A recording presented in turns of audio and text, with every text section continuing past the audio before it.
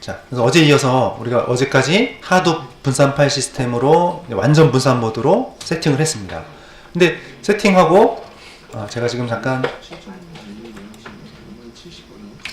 자, 그래서 우리가 이렇게 멀티 노드를 설치를 다 이제 클러스터를 했는데요. 멈출 때는 시작할 때가 지금 저는 이제 미리 켜놨는데, 그러니까 멈출 때는 start dfs.shell이죠. 지금 멈췄다가 다시 한번 켜볼게요. 네. 하둡 분산 파일 시스템을 멈추는 명령어 stop-dfs.shell이고요. 자, 지금 그러면 어때요? 마스터 노드가 네임 노드 꺼지고 있고 데이터 노드가 꺼지고 있죠.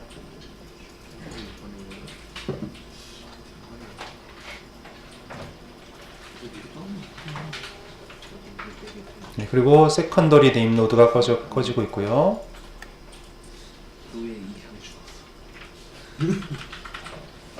네.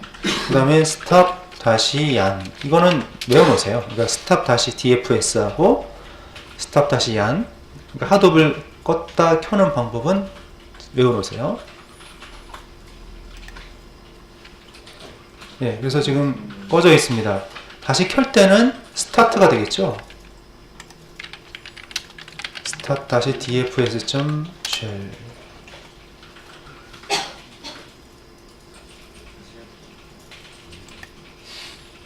예, 네, start-dfs 하면 하둡 분산 파일 시스템을 올리는 거고요. start-yan.shell 하면 mapReduce라는 데이터 이제 분석 알고리즘입니다. 그 mapReduce가 잡이 시작이 된 거죠. 자, 이렇게 하고 잘 이게 프로세스가 잘 올라오는지 확인할 때는 JPS 하면 하둡 관련 프로세스들이 올라왔는지 보게 됩니다. 지금 네임 마스터 노드에서 봤는데 네임 노드가 제일 중요하다고 그랬고요. 이게 메인 역할을 하는 겁니다. 그 다음에 데이터 노드 이게 확인이 되고요. 그 다음에 슬레이브 나머지 1, 2, 3가 있는데 슬레이브 1에서도 한번 볼게요. 네, 좀 느리군요. 자, 그래서 여기서 터미널을 켜보게 되면요. 슬레이브 1에 터미널을 켜고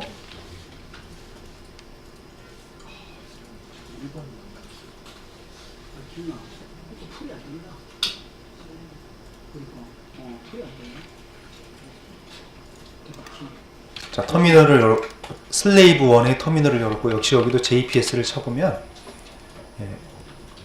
데이터 노드가 올라와 있습니다. 그리고 데이터 노드가 있는 곳에는 노드 매니저라는 프로세스가 올라오고요. 그래서 데이터 노드를 올린 걸 볼 수가 있고 아까 우리 마스터 쪽에서 이 웹브라우저에서요. 이거 마스터 콜론 5070번 포트 이거를 다시 한번 보면 아까는 라이브 노드가 3개밖에 없었거든요. 보면은 이제 라이브 노드가 4개로 올라가 있는 걸 볼 수가 있습니다. 이게 중간에 그래도 하나가 이렇게 지금처럼 멈춰 있다가 다시 올라오더라도 이 과정을 반복해 주시면 되겠습니다. 자, 그러면 그리고 이제 데이터 노드가 올라오지 않을 때가 있어요. 그럴 때는 이 슬레이브 1, 2, 3에서 데이터 노드 디렉토리를 지우고요. 그리고 디렉토리를 새로 만든 다음에 데이터 노드 디렉토리에 대해서 소유자를 루트 계정으로 바꿔주고요. 또 실행 권한을 다 주는 겁니다. 마스터에서는 지금 이게 하둡을 멈추는 명령어죠. 멈추고 네임 노드 디렉토리를 지웠다가 새로 만들고 사용 권한 부여하고요. 또 데이터 노드도 디렉토리 삭제하고 새로 만들고 소유자 변경, 사용 권한 부여를 하고요. 이건 네임 노드 포맷하는 명령어죠. 네임 노드를 싹 포맷하고 이렇게 되면 이제 기존에 올렸던 데이터들은 지워지는 거죠. 네임 노드 포맷하고 다시 하둡 쉘을 시작하게 되는 것입니다. 그렇게 하고 이제 이렇게 웹브라우저에서 5070번 포트를 보면 하둡2가 잘 돌아가고 있는지를 볼 수가 있다고 했습니다. 그리고 이제 이 얀 웹 인터페이스는 8088 포트에서 확인을 할 수가 있고요. 자, 그럼 이제 우리가 완전 분산 모드에서 이제 실습을 분석 실습을 해보도록 하겠습니다. 먼저는 우리가 그냥 저번에처럼 샘플 자르 파일에 들어있는 예제를 가지고 돌려보고, 그 다음에 조금 이제 명령을 익힌 다음에 우리가 이제 직접 코딩도 해보도록 하겠습니다. 자, 먼저 이 마스터에서 하둡 그 맵 리두스 잡을 실행하기 위해서는 디렉토리를 좀 만들어야 되는데요. 어제 만들었던 것 같은데 포맷을 새로 했으니까 다시 해야 됩니다. 자, 사용자라는 디렉토리 만들고, 유저, 이거 mkdir은 디렉토리 만드는 거죠. 유저 밑에 루트라는 디렉토리 만들고요. 또 이거는 이제 데이터를 여기다 올리겠다는 뜻으로 만든 거예요. 자, 그래서 이거를 먼저 실행하겠습니다. 그리고 dfs에 ls 하면 이 디렉토리들이 잘 만들어졌는지 확인할 수가 있고요.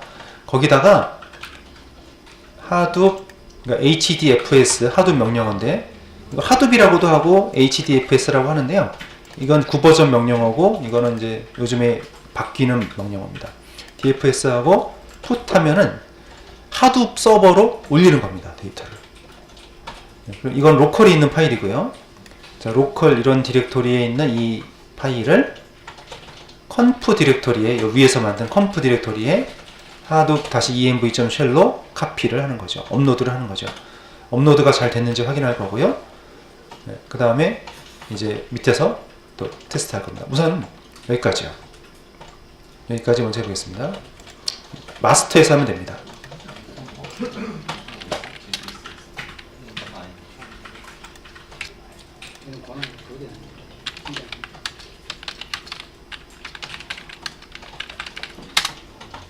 유저 디렉토리를 만들고요.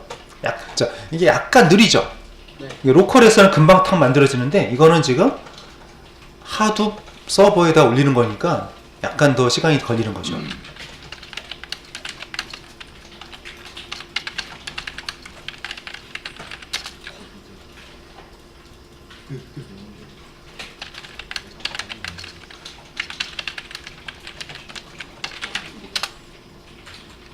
예, 이렇게 디렉토리를 만들어 주고요. 디렉토리가 잘 만들어졌는지 ls 명령어로 확인하는 겁니다. 아, 저기는 아무것도 없네요. 여기를 이렇게 해보시죠. 슬래시를 붙여보시죠. 네, 슬래시 붙여보면 유저라는 디렉토리가 생긴 걸 볼 수가 있고요. 그 안에 들어가면 또 루트와 컴프가 있어요. dfs 다시 유저 디렉토리를 또 가보면, 예, 유저 디렉토리 안에 유저 슬래시 컴프 디렉토리, 또 루트 디렉토리가 있는 걸 볼 수 있습니다. 자, 그 다음에 거기다 파일을 하나 업로드를 하도록 할게요.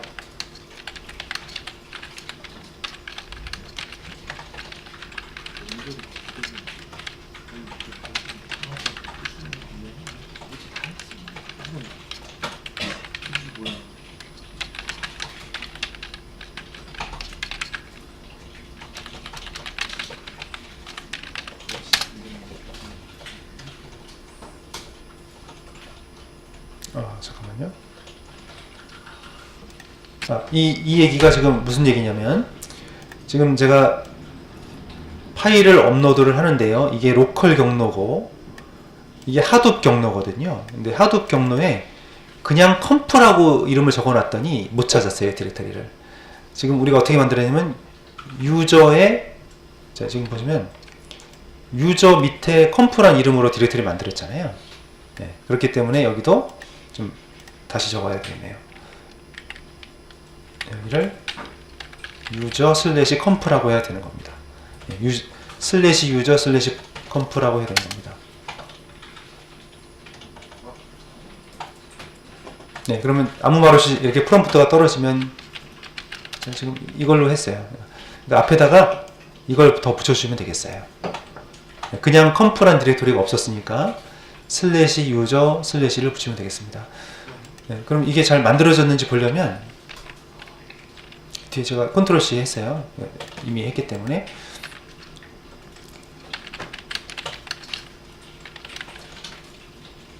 유저의 컴프 디렉토리를 볼게요.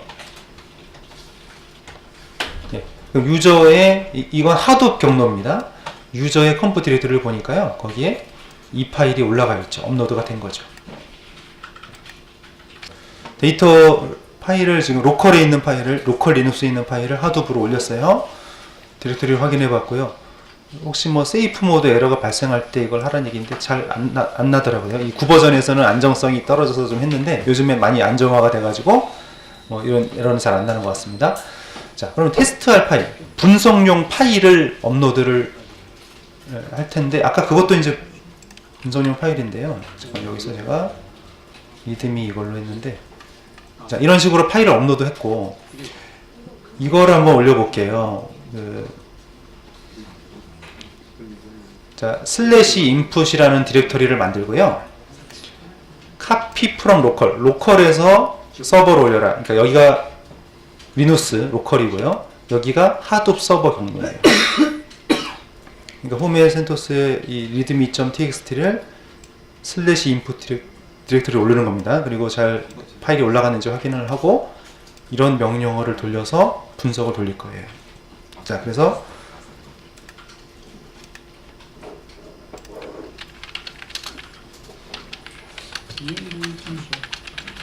인풋이란 슬래시 인풋이란 루트에다가 인풋이라는 디렉토리를 만들고요.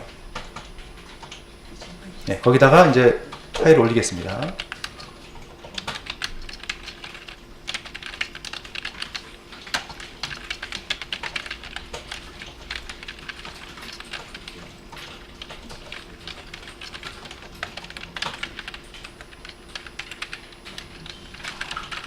네, 파일을 업로드를 하고요.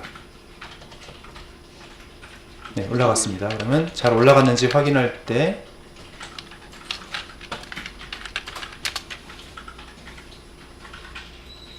네, 그럼 슬래시 인풋이라는 디렉터리에 방금 올린 readme.txt가 올라간 걸 볼 수가 있죠. 하둡 자르하고 뒤에가 실행할 자르 파일 하둡 다시 mapreduce example 2.9 이게 하둡에 내장되어 있는 그 예제 파일들을 압축한 자르 파일입니다. 이 자르 좀 경로가 좀 길죠. 네. 이 자르 파일 중에서 워드 카운트라는 프로그램을 돌리는데 이게 분석할 파일이고 이게 분석 결과를 저장하고 있는 디렉토리입니다. 네, 이런 식으로 지정을 하는 거예요. 그럼 이거 명령어를 이제 실행시켜 보겠습니다. 마스터에서 합니다.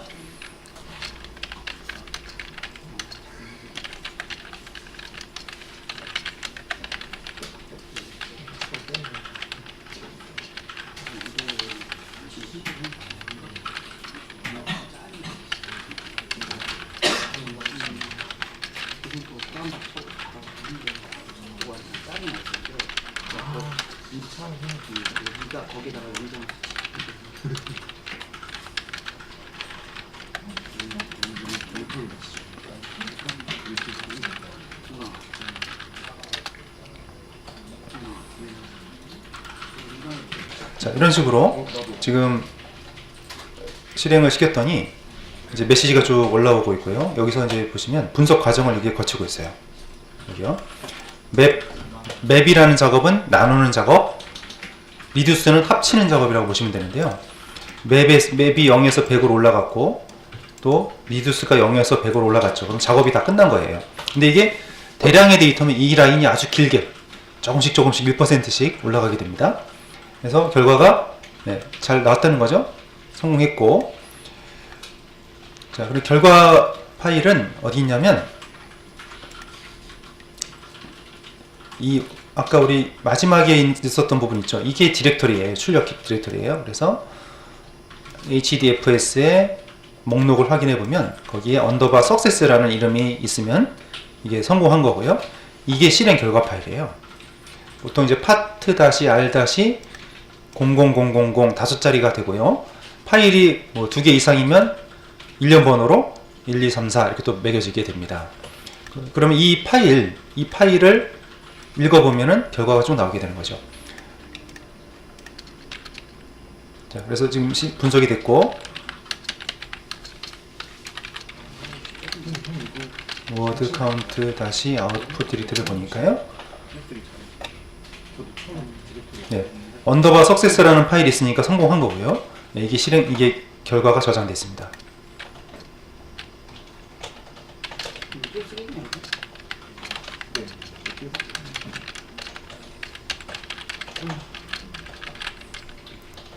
파트 다시 R 다시 공 5개. 여기 치면은 네. 단어 무슨 단어가 몇 번 카운트 되는지 나오고요. 이게 너무 길면은 헤드와 테일을 이용해서 조금 볼 수가 또 있어요. 예를 들어서 여기다가 이제 헤드란 명령어를 치게 되면 헤드하고 라인 수를 적어야 되는데 제가 안 적었네요.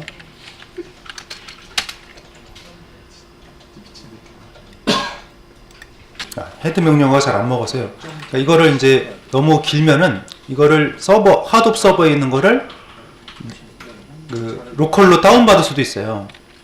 다운받아서 하려면 이런 식으로 합니다.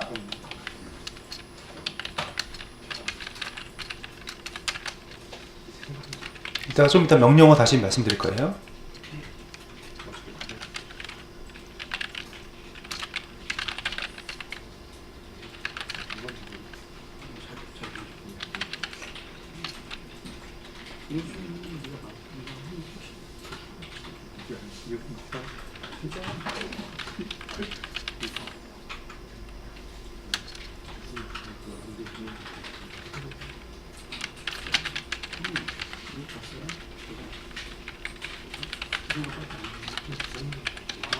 네, 이렇게 해볼게요.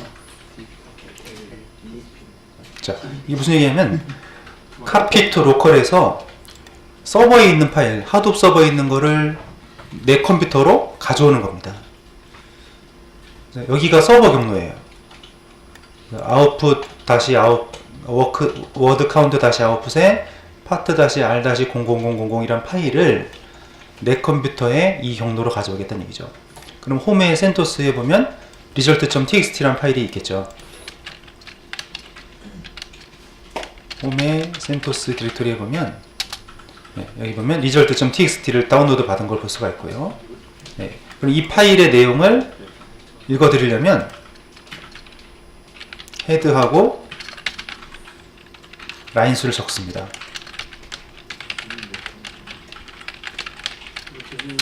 이렇게 하면은 잠깐만요. 하이픈이 빠졌어요. 하이픈. 다시 R. 그러면 위에 5줄만 출력이 되는 거 볼 수가 있습니다. 그러니까 아까 그 명령어는 카피한 명령어 이거예요.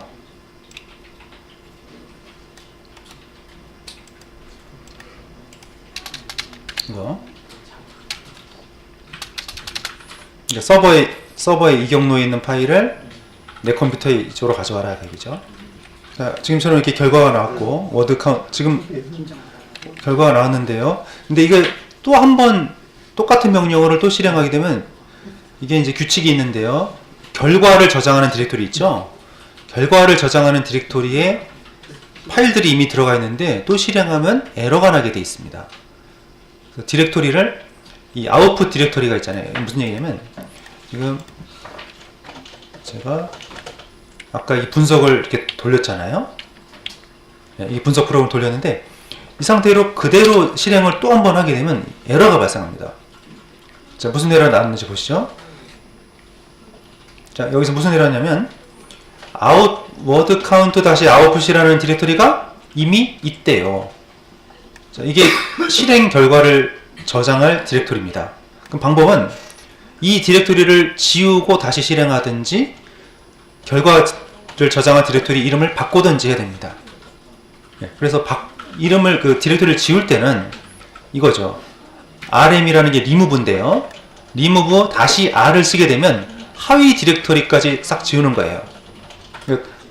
뭐 다시 한번 돌리고 싶다, 데이터를 다시 올려서 하고 싶다 그럴 때는 먼저 결과 디렉토리를 지우고 재실행을 하면 되겠습니다. 그래서 지금처럼 다시 한번 할 때는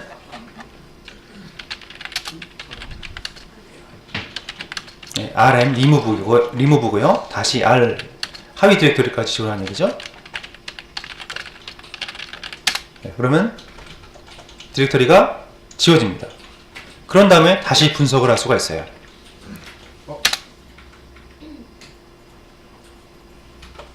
그럼 분석이 진행이 되죠. 그래서 분석이 지금 맵이 0%부터 100%로 올라갔고 이제 분석 과정이 진행이 되는 겁니다.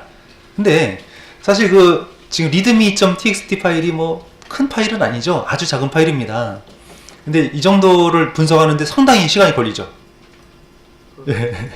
근데 이게 아무래도 이제 VM웨어 안에서 돌아가서 속도가 느린 것도 있고요.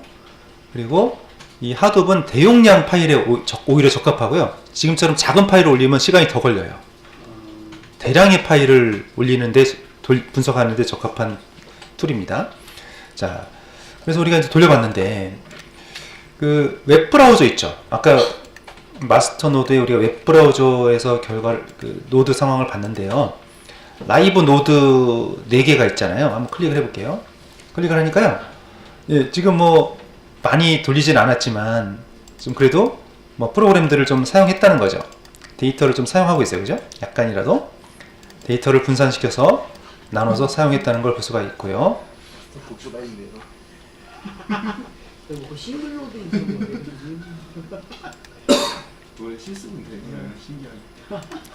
자, 이제 우리 하둡 분산 파일 시스템 HDFS에 대해서 좀 더 알아보고 명령어들, 기본 명령어들을 좀 정리를 해보고 또 간단한 코딩도 해보고 이렇게 해보겠습니다. 하둡 분산 파일 시스템, 이거는 대용량의 파일을 분산된 서버에 저장하는 거죠. 지금 우리가 보셨지만은 4대의 서버로 구축을 해서 데이터를 업로드를 하게 되면 이걸 분산해서 저장해서 처리를 하게 됩니다. 데이터를 빠르게 처리할 수 있는 파일 시스템입니다. 그리고 저사양의 서버도 사용할 수가 있고요. 그러니까 저사양의 리눅스 서버들을 뭐 수십 대, 수백 대를 붙여가지고 구축할 수 있겠습니다. 블록 구조의 파일 시스템인데요. 대량의 파일을 올리게 되면 이거를 블록으로 나눠서 분산시킵니다. 네, 전에는 64메가였는데 2.0부터는 128메가로 증가됐어요. 오히려 작은 걸 올리면 더 손해가 될 수도 있습니다. 큰 파일을 올리는 게 좋습니다. 자, 하둡 분산 파일 시스템을 시작할 때는 이 두 가지 명령어를 시작한다고 그랬죠. start-dfs shell, 이거는 hdfs를 구동하고 map reduce를 구동하는 명령어는 start 아닙니다. 멈출 때는 앞에 이제 stop을 붙이면 되겠고요. stop, 이게 멈추는 명령어, 시작시키는 명령어. 그럼 이렇게 시작이 되지 않으면 아무 작업도 되지 않습니다. 항상 이거를 먼저 시작을 해야 된다는 얘기입니다. 자, 주요 명령어들을 우리가 살펴보겠는데요. 명령어들이 주로 HDFS 한 칸 띄고 DFS, 이 DFS라는 뜻이 분산 파일 시스템 쉘이라는 뜻입니다. 다시 하고 명령어를 적고, 이 명령어는 리눅스 명령어랑 거의 비슷해요. 뒤에 옵션이 들어갑니다. 자, 먼저 도움말을 볼 때는 HDFS, DFS 다시 help 하면 도움말이 뜨게 되고요. 그 중에서 도움말 중에서도 나는 어떤 특정한 명령어에 대해서 보고 싶다 그럴 때는 보고 싶은 명령어를 또 적으면 됩니다. 예를 들어서 ls 명령어에 대해서 보고 싶으면 help 한 칸 띄고 ls 하면 되겠어요. 자, 볼까요? 그래서 여기서 HDFS, DFS 여기까지는 항상 기본이고요. 다시 help를 쳐보겠습니다. 자, 그랬더니 너무 확 지나가 버렸죠. 도움말들, 하둡 HDFS 명령어들이 많은 것들이 지나갔습니다. 그래서 나는 그 중에서도 LS에 대해서 보고 싶어요. 그러면 한 칸 띄고 LS에 대해서 보게 된 거죠. LS도 기네요. LS 명령어도 상당히 기네요. 이런 식으로 하는 겁니다. 그래서 지금 보셨지만 이런 식으로 그냥 help 하면 전체 도움말이 뜨고요. 이렇게 하면 그 ls 명령어에 대해서 도움말. 예를 들면 또 뭐 cp, 카피에 대한, 카피가 이게 아니라 아까 뭐 캐시라는 명령어도 있었죠. 화면에 뿌려주는, 출력시켜주는 명령어 cat. cat은 사용법이 이렇게 됩니다. 이렇게 나오게 됩니다. 자, 다음으로 이제 파일 목록 보기. 파일 목록 보기는 리눅스 명령어랑 같습니다. ls입니다. ls하고 HDFS, DFS하고 다시 ls 하면 경로를 지정하지 않으면 사용자 계정의 홈 디렉토리가 조회가 되고요. 그 다음에 경로를 지정하면 그 디렉토리의 목록이 나오게 됩니다. 그리고 그 하위 디렉토리가 또 있을 경우가 있잖아요. 그럴 때는 한꺼번에 하위 디렉토리 목록까지 다 보고 싶을 때는 다시 R 쓰면 됩니다. 그러면 하위 디렉토리까지 다 출력이 됩니다. 네. 그리고 지금 이 HDFS는 그 하도 분산 파일 시스템은 지금 4대의 서버를 묶어서 진행이 되잖아요. 꼭 마스터에서만 할 수 있는 건 아닙니다. 다른 데서도 동일하게 볼 수가 있는 겁니다. 자, 물리적으로는 4대가 지금 분산되어 있지만 논리적으로는 이게 하나로 묶여 있거든요. 자, 그러면 제가 예를 들어서 슬레이브 3에서 한번 해볼게요. 슬레이브 3에서 터미널을 실행하고요. 자, 여기서도 HDFS DFS-ls 쳐볼게요.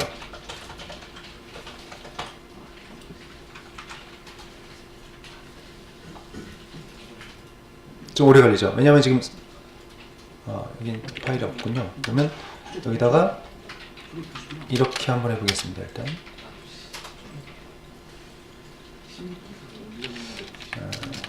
이 루트 루트로 아까 아무것도 올린 게 없었어요. 그래서 우리 이 HDFS, DFS-LS하고 이게 이제 루트 디렉터리라는 뜻인데 거기에 아까 우리가 만들었던 input, 루트, 유저 이런 디렉터리가 보이죠? 그러니까 결국은 4대의 서버가 4대의 노드들이 같은 장소를 공유를 하고 있는 개념이 되는 겁니다. 자, 근데 속도는 지금 우리가 마스터를 제일 높여놨으니까 마스터에서 실습을 할게요. 자, 그래서 여기 HDFS, GFS 다시 LS하고 예를 들면 뭐 컴프 디렉토리를 보면은 컴프 디렉토리가 없었군요. 자, 여기 슬래시 아까 인풋 디렉토리 슬래시 인풋 하니까 인풋 디렉토리에 아까 방금 올렸던 readme.txt가 보이는 거죠. 그리고 여기다가 이제 다시 R 하고 슬래시라고 해보겠습니다. 그러니까 어때요? 다시 R을 치면은 그 하위 디렉터리까지 다 모든 파일들을 찾아주는 거죠. 그 다음에 파일 용량을 확인할 수가 있는데요. 파일 용량을 확인할 때는 DU입니다. 디렉토리 사용량을 보는 거죠. DU 하면은 디렉토리나 파일의 사용량이 출력이 되고요. 해당 디렉토리의 전체 용량만 보고 싶다 그럴 때는 다시 S 하면 되겠습니다. DU하고 뒤에다가 더 붙여주면 되겠어요.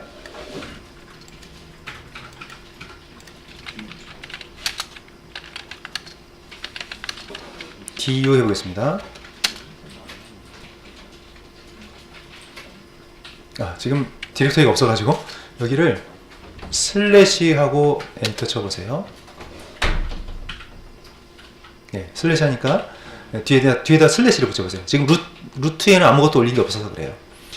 이렇게 해주시고요. 자, 그럼 인풋이란 디렉터리는 사용량이 바이트입니다. 이거 루트 디렉터리의 사용량, 이건 이제 하드업에서 작업하는 임시 디렉터리고요. 사용자 지금 우리가 아직 뭐 분석 데이터를 본격적으로 안 돌렸기 때문에 별로 사용량이 없네요. 그 다음에 다시 S 옵션을 붙이게 되면 전체 사용량만 출력이 되는 거죠. 그냥 우리가 슬래시 하면 이 디렉터리 각각의 사용량이 나온 거고요. 그냥 다시 S를 붙이게 되면은 전체 합계가 나오게 되는 겁니다. 자, 그다음에 파일 내용을 우리가 자주 봐야죠. 방금 전에도 분석을 돌린 다음에 그 파일을 우리가 봤죠. 확인을 했죠. 그때는 이 캐시라는 명령어, 이게 텍스트 파일의 내용을 화면에 출력하는 명령어고요. 근데 텍스트란 명령어도 있습니다. 이 텍스트 명령어는 만약에 이제 텍스트 파일들을 뭐 여러 개를 압축을 시켰어요. 압축 파일이요. 주로 이제 리눅스에서는 tar.gz 이런 압축 파일을 많이 만들죠. 그러면 압축 파일을 만들었으면 그 압축을 풀어가지고 텍스트를 화면에 뿌려주는 명령어입니다. 그러니까 이것은 텍스트만 그대로 출력하는 것이고요. 얘는 텍스트 파일 그대로 뿌려주고 텍스트가 압축된 파일이 있으면 압축도 풀어가지고 그 안에 텍스트들을 내용을 다 보여준다는 얘기입니다. 그래서 예를 들어서 우리가 아까 업로드했던 파일, 근데 이거가 지금 업로드가 돼 있나요? 볼게요. HDFS에 conf 디렉토리가 있던가요? 없었죠. 자, 예를 들어서 이런 conf에 이런 파일이 있다면 이 파일의 내용을 화면에 출력하는 게 캐시고요. 그러니까 텍스트는 그냥 일반 텍스트는 캐시나 텍스트나 같은 결과가 나와요. 근데 텍스트가 압축된 파일은 이걸 써야 되는 거고요. 자, 그러면 우리 슬래시 인풋 디렉터리에 가면 readme.txt가 있거든요. 얘를 한번 읽어보겠습니다. 하고 인풋에 readme.txt 네, 하니까 파일을 내용을 쭉 읽어온 걸 볼 수가 있죠. 네. 이걸 치시면 되겠습니다. 여기 cat 자리에다가 텍스트, 네, 텍스트란 명령어를 적어도 되겠고요. 이게 참 터미널에서는 화살표가 위아래 화살표를 누르게 되면 입력했던 명령어들이 이렇게 다 있어요. 그리고 화살표를 왼쪽 오른쪽으로 이동해서 편집도 가능해요. 네. cat 명령어에 쓰고 텍스트 명령어가 있습니다. input에 readme.txt 하면 역시 화면에 출력이 됐죠? 같은 결과 나옵니다.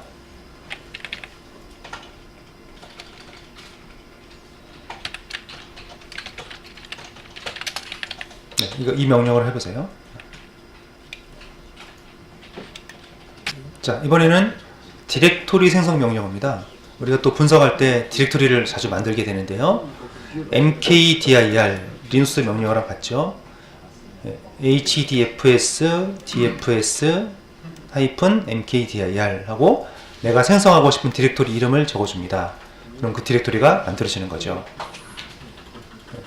예를 들어서 다시 mkdir 한 칸 띄고 input 하면 input이라는 이름의 디렉토리가 만들어지는 거고요.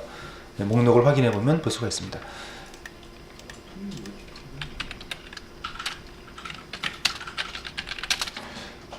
hdfs, dfs, 자, mkdir 한 칸 띄고 input이라고 해볼게요. 그러면 input 디렉토리가 만들어졌는데 잘 확인을 해볼까요? dfs 다시 ls 치면은 input이란 디렉토리가 생성된 걸 확인할 수 있죠. 자, 그 다음에 디렉토리가 만들어졌고 파일 복사도 우리가 많이 하죠. 그 로컬에 있는 파일을 하둡으로, 또 하둡에서 분석이 끝난 파일을 로컬로 가져오기, 이런 것들 많이 하겠죠. 파일을 복사하는 명령어인데요. 여러 가지 명령어가 있어요. 먼저 put이라는 명령어는 로컬에 있는 파일을 하둡에 올리는 겁니다.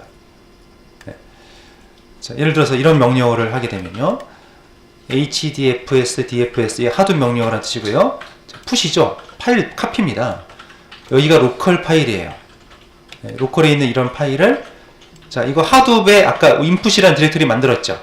input 디렉토리로 올리세요. 여기입니다. 자, 이거 해보겠습니다.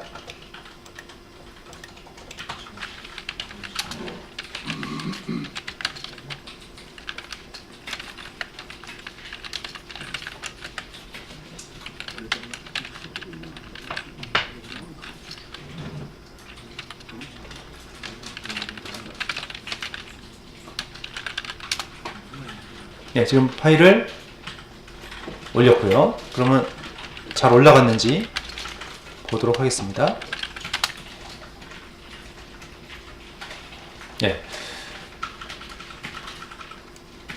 자, 이 파일을, 이거는 로컬에 있는 파일입니다. 로컬에 있는 파일을, 이거는 하둡의 경로입니다. 하둡의 input이라는 디렉토리를 만들었었죠, 직전에. 그럼 그 디렉토리로 복사가 된 거죠. 자, 이 카피 명령어가 여러 가지 명령어가 있어요. 아까 put이라는 명령어를 보여드렸고요. 이번에 좀 더 이제 명확하게 그럼 어디서 어디로 카피가 되느냐? copy from local이라는 명령어가 있어요. 로컬에서 서버로 이런 뜻이겠죠. 네, put하고 똑같아요. 근데 여기에 copy from local이 들어가면 여기가 로컬이고 이게 서버예요. 네, 그러니까 방금 전에 했던 거 똑같은 명령어를 이런 식으로 붙일 수가 있습니다. 네, 그러면 여기에 coresite.xml이라는 파일을 input 디렉터리에 a라는 파일 이름으로 올리겠습니다. 이런 뜻입니다.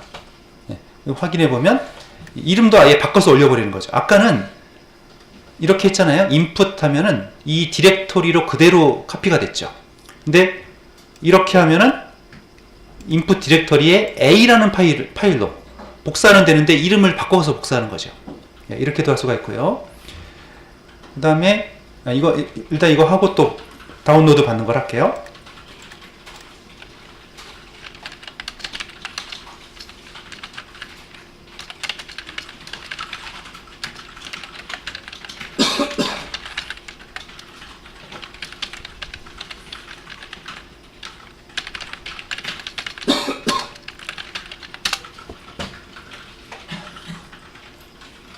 네, input 디렉터리에 a라는 이름으로 올렸고요.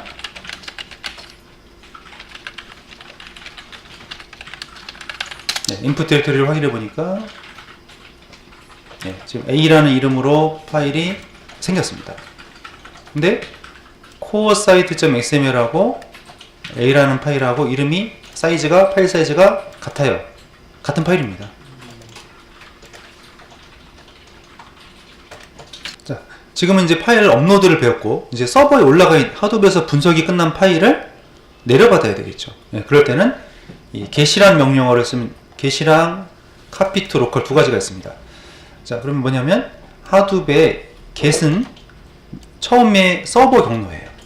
자, 서버에 input 디렉터리에 있는 a라는 파일 방금 올렸죠. 그 파일을 내 로컬의 현재 디렉터리로 a라는 이름으로 가져오세요. 또는 copy to local도 괜찮습니다. 네, 이게 좀 더 명확하긴 하죠. 네, push이라는 건 서버로 올리는 거, get은 다운로드가 되겠습니다. 자, 이거는 input 디렉터리에 a라는 파일을 내 컴퓨터의 로컬 디렉터리, 현재 디렉터리에 b라는 이름으로 다운로드 한다는 얘기죠. 네, 해보겠습니다.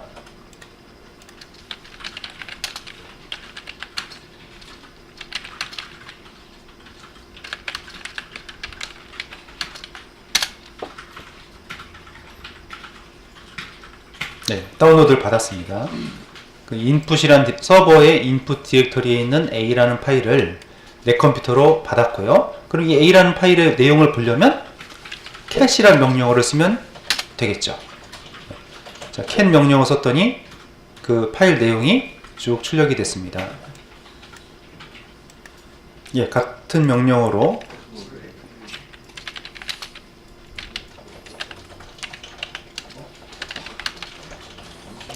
copy to local이라는 명령어가 있죠.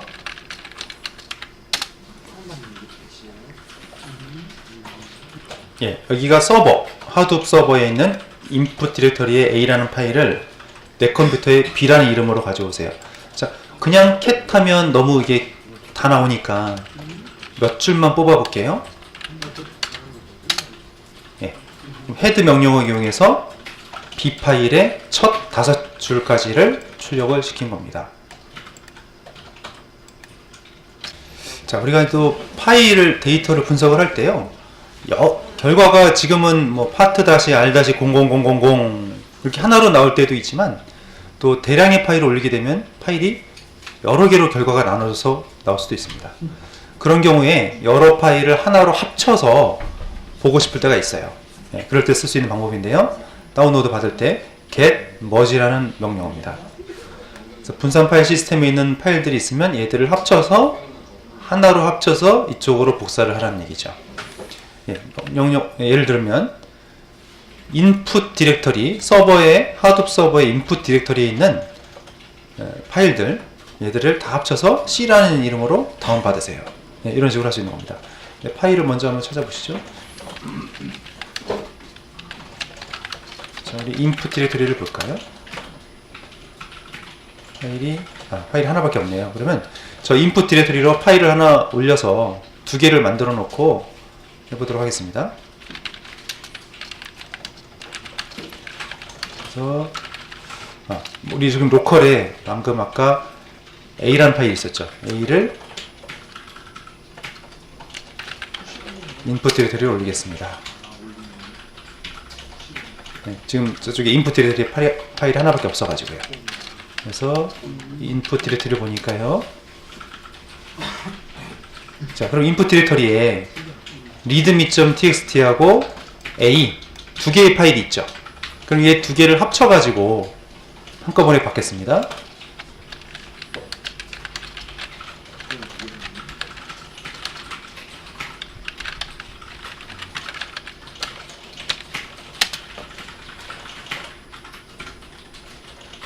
자, 그러면 hdfs, dfs에 get merge 합쳤는데요. 이게 하둡에 슬래시 인풋이라는 디렉터리가 있었습니다. 거기에 이거하고 이거 두 개가 올라가 있었죠. 이거를 C라는 이름으로 받은 거예요. 자, 지금 바이트가 1366이고 863 합치면 2000이 좀 넘겠네요. 그러면 C 파일을 보니까요. 합친 거죠. 얘랑 얘를 합쳐서 왔다는 거죠. 캐치해 보겠습니다. C 파일을 보니까 지금 이거는 보시면 이 위에가 리드미 파일이거든요. 리드미 파일 내용이고 그 밑에가 아까 그 컴프 파일을 코어 사이트.sml을 A로 바꿨었죠.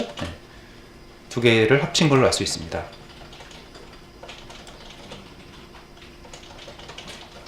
그래서 이거를 해보세요. 이렇게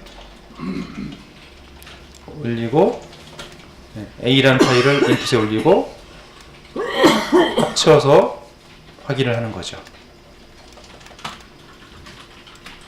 네, 그 다음에 또 파일을 서버에 있는 파일을 또 서버에서 서버로 복사를 할 수도 있는 거겠죠. 서버에 있는 파일을 서버로 복사하는 겁니다. cp 명령어입니다.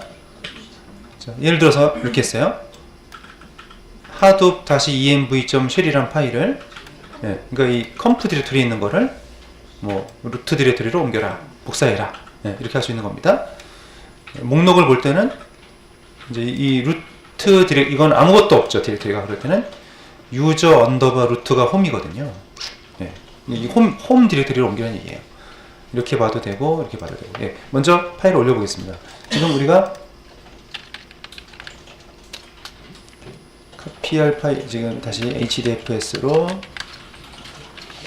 인풋 디렉토리 다시 볼게요. 자, 인풋 디렉토리 보면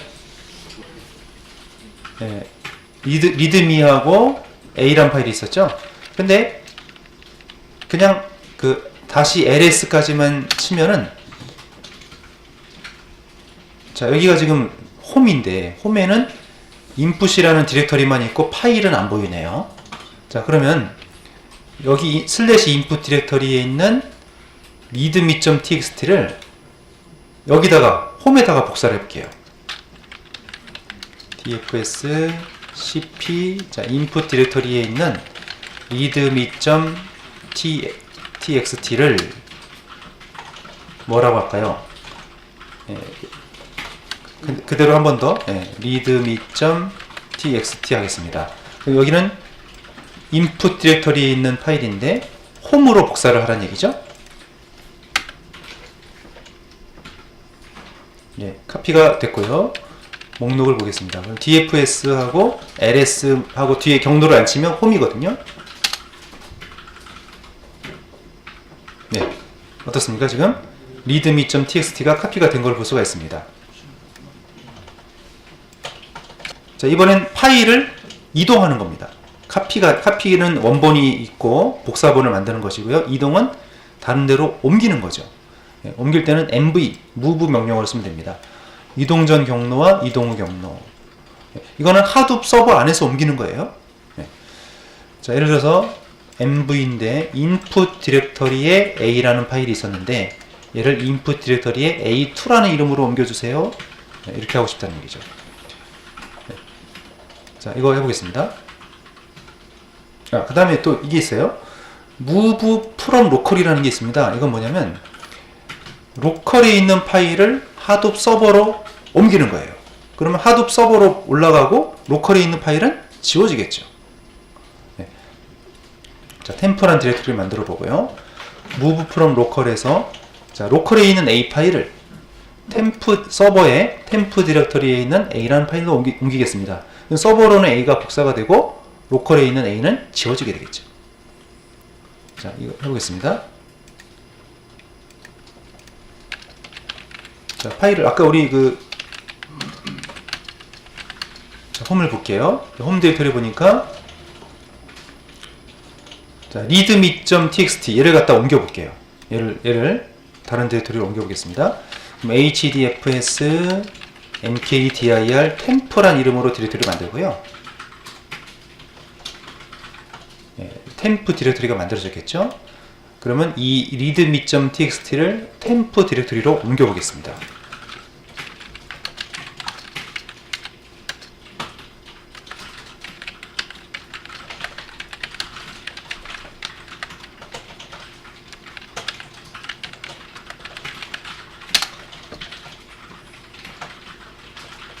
예, 지금 옮겼거든요.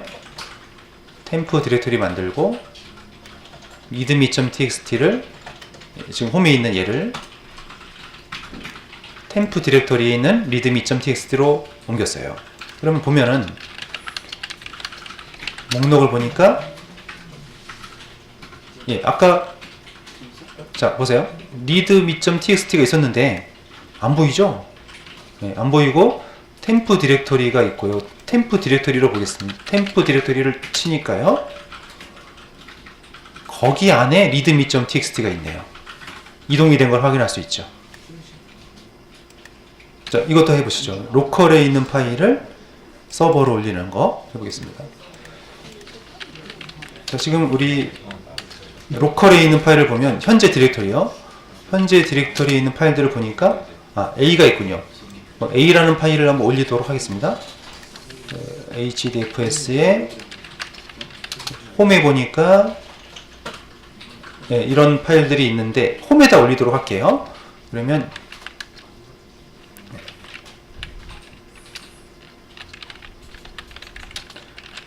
dfs에 move from local 로컬에서 서버로 올리는 겁니다. A라는 파일을 move from local 홈에다 올리지 말고 템프에다 올리죠. 템프에 A라고 하겠습니다. 자, 그러면 현재 목록에서 현재 디렉토리를 보니까요. A라는 파일이 사라졌어요. 아까 A가 있었는데 BC만 있고 사라졌죠. 네, 지금 이 명령을 썼습니다. 네, 그리고 목록을 보니까 템프 디렉토리를 볼게요. 템프 디렉토리 보니까 방금 복사한 옮긴 A 파일이 있습니다. 네, 그래서 아까 방금 했던 명령어가 이거였죠. 이거 먼저 하고 이거를 실행해 보세요. 자, 파일이나 디렉토리를 지우고 싶을 때가 있죠. 아까 우리 예를 들면 분석을 한번 했는데 또 한번 돌리면 에러가 나잖아요. 그러니까 결과 디렉토리를 지우고 새로 했어야 되잖아요. 예, 그런 경우입니다.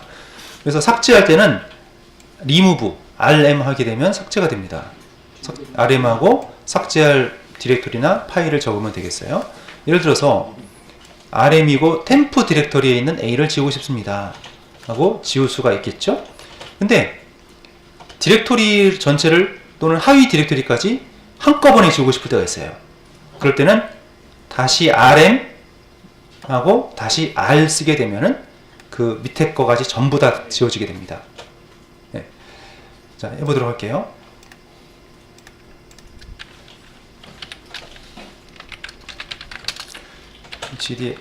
hdfs에서 먼저 목록을 확인을 해보죠. 자, 그럼 우리가 지금 input 디렉토리가 있고 temp 디렉토리가 있는데요. temp 디렉토리를 볼게요. 네, temp 디렉토리에 readme.txt하고 A가 있네요. 자, 근데 여기서 hdfs 먼저 로컬을 네, 여기 지워볼게요. df fs remove입니다. remove인데 템프 디렉토리에 a라는 파일을 지웠습니다. 네, 지워졌다고 하죠. 파일이 잘 지워졌는지 다시 한번 볼게요. 자, 어떻습니까? 지금 readme.txt만 남고 a라는 파일은 삭제가 됐네요. 자, 그런데 이번엔 input 디렉토리를 보겠습니다. 네, input 디렉토리 보니까 a라는 파일도 있고 coresite.xml도 있어요. 자, 그러면 나는 input 디렉토리를 다 지우고 싶어요. 필요 없어요, 이제. 네, 그래서 hdfs dfs에 remove input 디렉토리라고 했더니, 자, 이건 디렉토리라서 못 지우겠습니다 이렇게 나오죠. 왜냐면 디렉토리 밑에 파일들이 있기 때문에 그래요.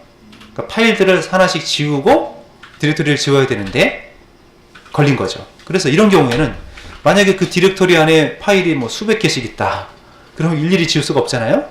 네, 그래서 이런 경우에는 다시 r이라는 옵션을 더 붙여주고 하게 되면 삭제가 됩니다. 네, 지금 input 디렉토리가 삭제가 된 거죠. 그럼 목록을 보면은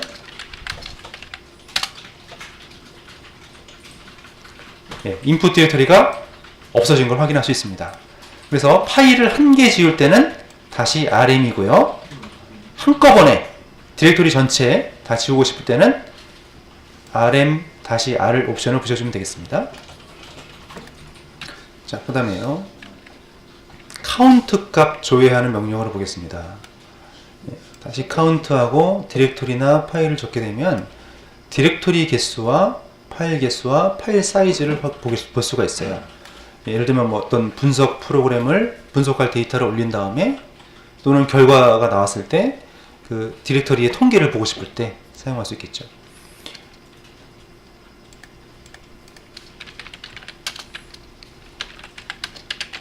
자, 카운트라는 명령어고요. 카운트하고 먼저 디렉토리를 볼까요, 우리? 아, 디렉토리를 다 지워가지고 지금 별로 없네요. 디렉토리가 템프 디렉토리를 보죠. 템프 디렉토리를 보니까 파일 한 개 있네요. 그러면 저거를 카운트 명령어를 날려볼 텐데요. 그냥 카운트만 해보겠습니다. 아, 이게 안 나오네요. 그러면 카운트하고 템프 디렉토리를 쳐볼게요. 네, 이렇게 했습니다. 지금 카운트 hdfs dfs 카운트 명령어인데 템프 디렉토리를 보니까요, 이게 디렉토리 한 개, 파일 한 개라는 뜻입니다. 그리고 이게 디렉토리 이름이고요, 전체 합계 용량 표시하고 있습니다. 자, 그 다음에 파일의 마지막 내용을 보고 싶을 때 테일, 그 다음에 앞부분 보고 싶을 때는 헤드인데 헤드가 잘 안 나오는 것 같아요. 자, 일단 보겠습니다. 테일하고 파일 네임을 적게 되면 되겠고요. 지금 파일이 우리가 템프 디렉토리에 있는 걸 봐야겠네요. 템프 디렉토리를 보니까요, readme.txt가 있군요. 좋습니다. 그러면 여기에 테일하고 템프 디렉토리에 readme.txt 했어요. 그러니까 뒷부분이, 자, 뒷부분이 나온 거죠? 네, 뒷부분이 나왔는데요. 내용 사이즈를 좀 줄일 수 있는지 보겠습니다. 5줄만 표시하겠습니다. 아, 그건 안 되네요. 이게 이제 리눅스에서는 명령어에는 그게 되는데 여기서는 그게 안 되는 것 같습니다. 그래서 이 명령어만 써야 되겠습니다. 네, 그래서 뒷부분, 파일의 뒷부분을 보는 것이고, 이거 자세하게 보고 싶으면 얘를 로컬로 다운받아서 봐야 되겠고요. 자, 이번에는 이제 권한 변경하는 거. 그러니까 이 하드옵 서버로 업로드가 된 파일을 좀 권한을 바꾸고 싶을 때, 리눅스에서도 chmod 명령어가 있었죠? 똑같습니다. 이 뒤에 거 리눅스에서 그대로 돌아가는 거죠. 자, 자, 디렉토리나 파일의 권한을 바꾸는 것이고요. 예를 들면 컴프라는 디렉토리에 퍼미션을 모든 사용자에게 읽기, 쓰기, 실행 권한 다 준다는 얘기죠. 그러면 권한이 바뀌는 걸 볼 수가 있습니다. 자, 우리 유닉스 시스템의 파일 권한을 보면은 10자리 문자로 할 수가 있고 3자리 숫자로 할 수가 있죠. 예를 들어서 이런 거 같은 경우는 앞에 첫 자리는 디렉토리 문자죠. 디렉토리면 D, 파일이면 하이픈. 3자리가 소유자 권한. 여기 소유자 권한이 지금 뭐예요? 읽기 권한, 쓰기 권한 있고 실행 권한 없다. 두 번째 3자리가 가운데 3자리가 이제 그룹에 대한 그룹 사용자들에 대한 권한. 여기 앞에가 현재 소유자고 뒤에가 그룹이죠. 마지막 3자리가 이제 기타 사용자들, 모든 그 외의 사용자들이죠. 네, 이렇게 되는데 읽기는 숫자로 4, 쓰기는 숫자로 2, 실행은 숫자로 1이죠. 합쳐서 7이 되는 겁니다. 그래서 소유자 권한, 그룹 권한, 전체 권한에서 앞에 첫 자리가 소유자 권한, 두 번째 자리가 그룹 권한, 세 번째 자리가 전체 권한이 되고요. 자, 예를 들어서 읽기하고 쓰기만 주겠다. 그럼 6이라는 권한을 주면 되고, 또 읽기하고 실행을 주겠다. 그러면 5라는 권한을 주면 되고요. 쓰기하고 실행만 주겠다. 그럼 3이라는 권한을 주면 되는 거죠. 그리고 다 주고 싶으면 7을 주면 되는 거고요. 예. 그래서 이 권한을 우리가 연습을 해보겠는데요.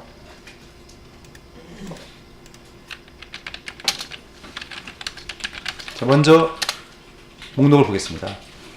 자, 보니까 템프 디렉토리가 있네요. 템프 디렉토리에 템프 디렉토리에 보시면 readme.txt가 하나 있는데, 자, 권한이 이렇죠. 네, 이렇게 돼 있어요. 지금 여기 가져와 볼게요.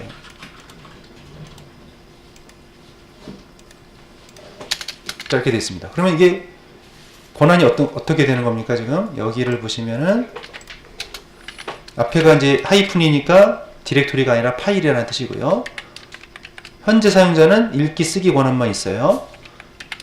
그룹 사용자는 읽기 권한만 있습니다. 기타 사용자는 읽기 권한만 있습니다.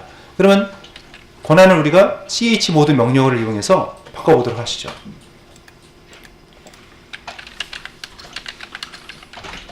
chmod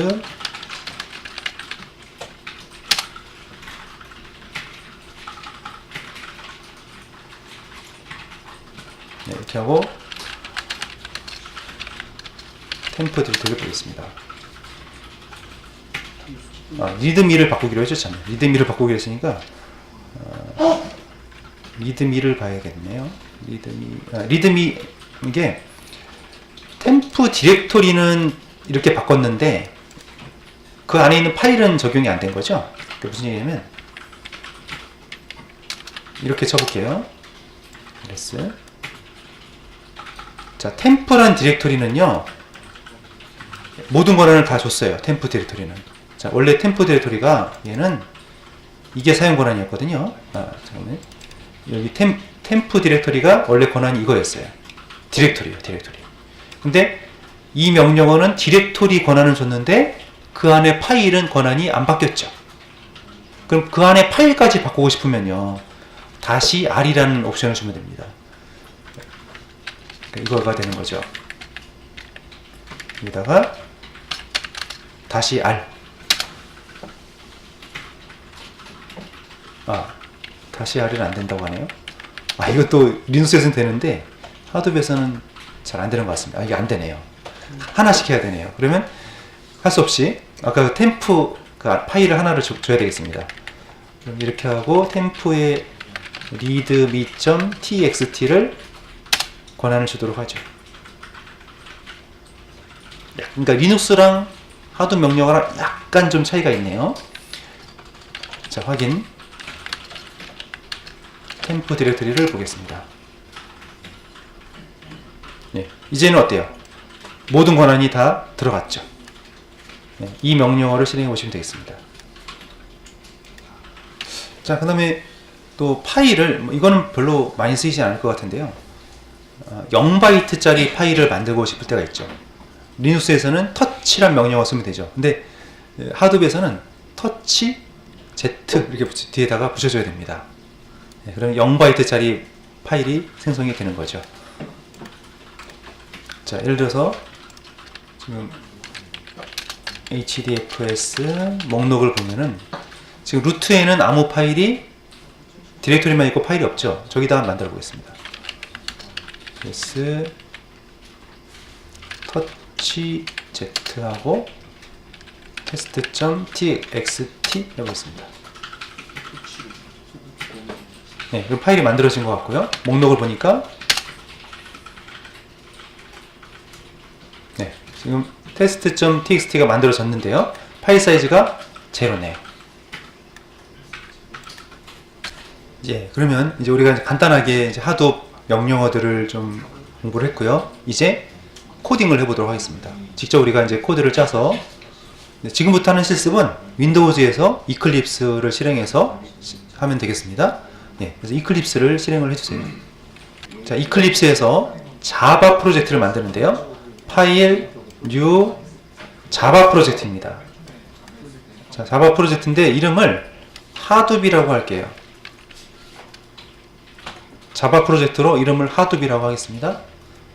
그리고 나중에 우리가 이제 수업할 때 방식이 어떻게 되냐면 코딩 다 한 다음에 자르로 익스포트를 해서 자르를 리눅스로 올려서 자르를 돌릴 거예요. 그 개발은 여기서 하고 실행은 리눅스에서 하는 거니까요. 자, 이렇게 하고 그러면 이제 하도 자바 프로젝트 있기 때문에 비어 있죠. src만 빼고 비어 있어요. 자, src에서 먼저 우리 hdfs라는 패키지를 먼저 만들겠습니다. 새로운 패키지 hdfs 패키지. 자, 거기다가 지금 만들 클래스는 이겁니다. hdfs 파일입니다. new 클래스 네, 이겁니다. 자, 그런데 지금 하둡으로 작업을 하다 보면 이제 코딩이 하둡의 라이브러리가 필요합니다. 하둡 라이브러리를 좀 몇 개 넣어야 되는데 어떤 라이브러리가 필요하냐면 이제 하둡 우리 보시면 하둡 압축 파일 하둡 다운받은 파일 있죠. 압축을 풀었잖아요. 우리 리눅스에서 보시죠. 리눅스에서 파일에서 홈에 센토스에 우리가 떴잖아요. 홈에 센토스에 하둡 2.9에 경로가 좀 깊은데요. 쉐어 맨 마지막 쉐어에 하둡의 커먼이라는 디렉토리 가보면 거기에 자르 파일이 3개가 있어요. 이거 자, 제가 경로를 적어드리죠.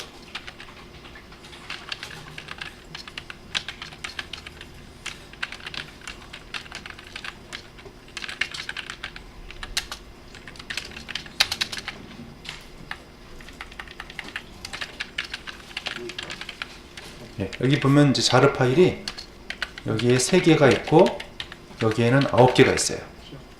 얘네들을 다 가져와야 돼요. 가져와서 libs 디렉토리 만들어서 거기다가 복사하고 또 자르 파일을 지정해줘야지 클래스 패스 지정해줘야지 컴파일이 돼요. 자, 우리 하둡에 보면 쉐어에 하둡의 커먼 거기에 자르 파일이 3개가 있고요. 하둡의 맵 리듀스에 9개가 있어요. 이 12개의 자르 파일을 우리 이클립스로 이제 가져올 텐데요. 먼저 이클립스에서 현재 프로젝트 있죠. 현재 우리 하둡 프로젝트요. src 폴더만 있는데요. 여기서 new 폴더 새로운 폴더를 만드는 겁니다. 폴더 이름을 libs라고 할게요. 그러면 이 libs 디렉토리에 12개의 자르 파일을 복사해서 집어넣는 겁니다. 네, 집어넣고 그 다음에 또 클래스 패스를 지정을 해줄 거예요. 네, 그래서 먼저 이거 쉐어의 하둡의 커먼에 자르 파일 3개 있습니다. 3개를 복사해서 lib에다가 붙이고요. 아, 이게 안 들어가는군요. 그러면 먼저 윈도우로 예, 뭐 적절하게 빼서 해주세요. 예, 지금 12개를 이제 복사를 해놨고요. 자, 이 파일을 갖다가 libs에다 붙입니다. 자, 이렇게 가져온 다음에 복사만 하면 되는 게 아니고요. 자, 프로젝트에서 우클릭을 합니다. 프로퍼티에 가보면 자바 빌드 패스가 있어요. 네, 거기서 라이브러리즈 탭이 있는데 여기는 지금 라이브러리가 기본 라이브러리만 참조를 하고 있죠. 여기다가 add 자르스 이걸 추가해야 됩니다. 자, 왜냐면 지금 하도 이 자르 파일들은 얘네들은 기본 라이브러리가 아니니까 모르잖아요, 컴파일러가. 이거를 컴파일 할 때 이 경로도 참조하세요 이렇게 알려줘야 되는 거죠. 그래서 add 자르스하고 하둡의 libs에 있는 9개 12개 자르 파일을 선택하면 여기 들어가죠. 네. 하고 OK 하면은 이제 여기 라이브러리즈에 표시가 되어 있습니다. 이제 코드 작성을 하겠는데요. 네, 보시면 이제 이런 임포트 org, 아파치, 하둡, 컴프 이런 얘네들이 아까 우리가 방금 추가한 자르 파일 안에 들어있는 클래스들입니다. 자, 코드를 보시면 우리 그 전형적인 자바 클래스예요. 메인 메소드도 있고요. 네, 그래서 여기 args가 명령행 매개 변수죠. 얘네들이 2개가 아니면 종료를 시킬 거고요. 2개 이상이면 이제 트라이 캐치로 예외 처리할 텐데, 여기가 이제 컨피규레이션이라는 게 파일 시스템에 대한 설정 클래스입니다. 그리고 파일 시스템에서 이 설정 파일을 가져오라는 뜻이고요. 경로를 체크하는데 이 첫 번째 파라미터 아규먼트가 입력 파일입니다. 입력 파일. 네, 파일 경로를 가져와서 그 파일 경로가 존재하면 지우란 얘기죠. 기존에 있는 파일 경로를 지우고, 그렇지 않으면 진행이 되겠죠. 그다음에 파일을 생성을 하고 write utf로 해서 두 번째 그 마지막 거가 이제 결과거든요. 결과를 저장하라는 얘기고요. 그런 다음에 결과를 출력을 화면에 할 겁니다. 자, 이거를 하고 그 다음에 자르로 익스포트 해가지고 실행하는 과정을 거칠 텐데요. 자, 이 코드를 좀 같이 작성해 보시죠. 자, 먼저 메인 메소드, 메인 메소드 작성했고요. 오랜만에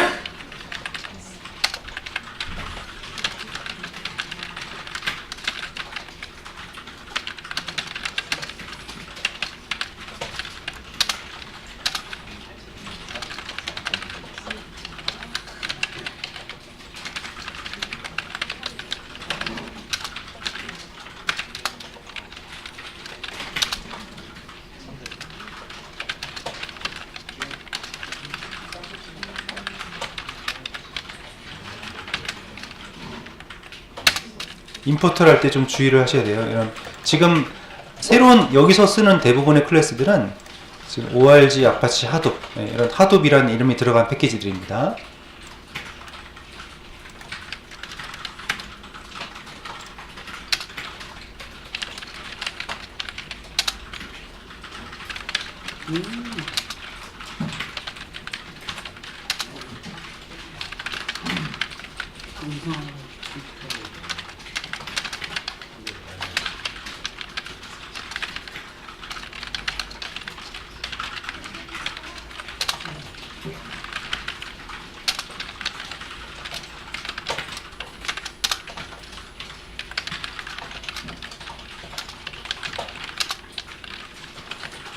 자, 오랜만에 자바 코드를 보니까 반갑죠. 네. 자, 메인 메소드 진짜 오랜만에 썼습니다. 자, 이거 실행을 좀 이따가 하는 방법을 보면요, 이렇게 코드를 작성한 다음에 여기서 돌 수는 없고요. 왜냐하면 지금 이거는 하둡이 우리 윈도우즈에 깔린 게 아니잖아요. 네, 이거 여기서 하면 안 되고요. 여기서 실행해도 에러가 납니다. 보통 이제 컨트롤 F10이라면 이게 실행이 되는데, 네, 지금 명령에 매개 변수도 없고, 이제 매개 변수를 집어넣어도 이거는 왜냐면 하둡에서 돌아가는 프로그램이거든요. 하둡이 깔린 PC에서 이 자바 프로그램을 돌려야 되는 겁니다. 그래서 여기서 돌릴 수는 없고요. 다 한 다음에 이런 식으로 자르 파일로 지금 작성한 거를 전체 프로젝트를 자르 파일로 익스포트를 해서 그거를 리눅스에다가 올릴 거예요. 우리 홈의 센토스에 소스란 디렉토리를 만들고 거기다 자르 파일을 업로드 할 거고요. 복사할 거고요. 그 다음에 이런 명령어를 실행할 거예요. 그래서 이걸 먼저 보시면은 자, 이런 식으로 이제 올릴 텐데요. 하둡 자르, 자, 이게 실행 방법이 하둡 자르, 그 다음에 실행할 자르 파일 이름을 적어놔요. 지금 우리가 이제 하둡.자르 이렇게 올릴 거거든요, 경로를. 경로가 들어가서 좀 길고요. 뭐, 실행할 파일은 이거죠. 그 중에서, 자르 파일 중에서 클래스 이름을 적는 겁니다. 우리 HDFS 패키지에 있는 방금 작성한 이 클래스를 실행하는데, 그 뒤에가 아까 이제 우리 코드에 보면은 ARGS 0번 있었고 ARGS 1번 있었죠? 이게 뭐예요? 저런 걸 갖다가 우리가 명령행 매개 변수 커맨드 라인 아규먼트라고 하죠. 명령행에서 지금 여기까지가 클래스 이름이고요. 이 뒤에 거는 이제 옵션으로 붙는 거잖아요. 이런 걸 명령행 매개 변수 실행하면서 부가적으로 정보를 주는 거죠. 네, 그래서 첫 번째 거, 이 클래스 이름까지 빼고 그 뒤에 거가 0번, 1번 이렇게 들어가는 거죠. 그러면 이 첫 번째 거가 지금 뭐냐면 input.txt 이런 식으로 지금 파일 네임을 적어 놓은 거고요. 뒤에 내용은 이제 그 공백이 들어가니까 지금 따옴표로 처리를 했어요. 그러면 우리가 이제 명령행에서 이렇게 쓴 내용을 이 파일에다가 저장하겠다는 뜻이에요. 그러니까 여기다가 우리가 아무 내용이나 이렇게 작성을 해놓으면 이 하드 프로그램이 돌아가면서 지금은 사실 이제 하드 프로그램의 주목적은 원래 분석인데요. 하드업상에서 이제 파일 시스템에 어떻게 파일을 만들 수 있느냐 이거를 연습을 해보는 거예요. 그래서 여기 우리가 작성한 내용이 이 파일에 저장이 돼서 읽어볼 겁니다. 이렇게 올라간 다음에 이거를 이렇게 목록을 확인해 보면 내용을 보면은 결과를 확인할 수가 있습니다. 자, 그래서 코드를 보시면은 먼저 근데 이 뒤에가 이렇게만 끝나버리면은 실행이 안 되는 거거든요. 뒤에가 없으면 실행이 안 되는 거죠. 그래서 여기 ARGS 이 명령행 매개 변수를 가리키는 배열 참조 변수가 2가 아니면 사이즈가 2가 아니면 끝나라 그 얘기죠. system.err은 뭐 에러 메시지를 출력하는 system.out.println과 똑같은데요. 에러 메시지일 땐 이걸 쓰는 겁니다. 그리고 system.exit이라는 건 강제 종료인데 이 숫자는 의미가 없다고 그랬죠? 어떤 숫자를 넣어도 똑같이 되는데 보통 이제 정상적으로 종료됐던 1을 쓰고요. 나머지는 다 비정상 종료라고 보시면 돼요. 네. 이거 정상적으로 그 옵션을 안 줘서 끝난 거니까 얘기했고요. 자, 예외 처리가 되고요. 이제 이 부분이 파일 시스템 이 클래스가 하둡의 파일 시스템을 제어하는 클래스예요. 그래서 이 컴프 환경 설정 정보를 불러왔고, 예, 그 다음에 아까 ARGS 0번이라는 게 여기서는 이거가 될 거예요. 예, 얘가 이제 여기 파일 네임, 결과 파일, 저장할 파일 해놓고 이 파일이 있습니까? 있으면 지운다는 얘기죠.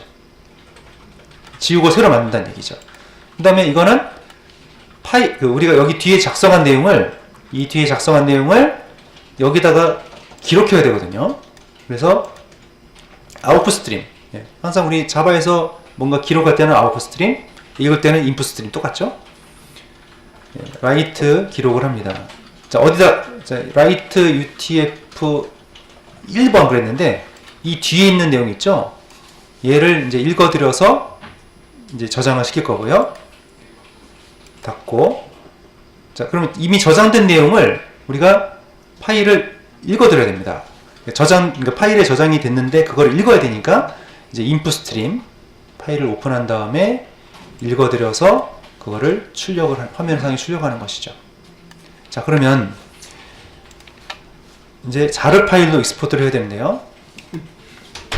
자, 프로젝트에서 마우스 우클릭을 하시고 익스포트를 하시죠. 예, 익스포트인데요. 자바에 보시면 자르 파일이 있습니다. 네, 자바의 자르 파일. 자, 그러면 기본적으로 지금 선택이 돼 있어요. 자, 하드 프로젝트에서 어느 부분을 자르로 익스포트 할까요? 이렇게 지금 얘기하는 거거든요. 네, 이 상태로 그대로 하면 되는 거죠.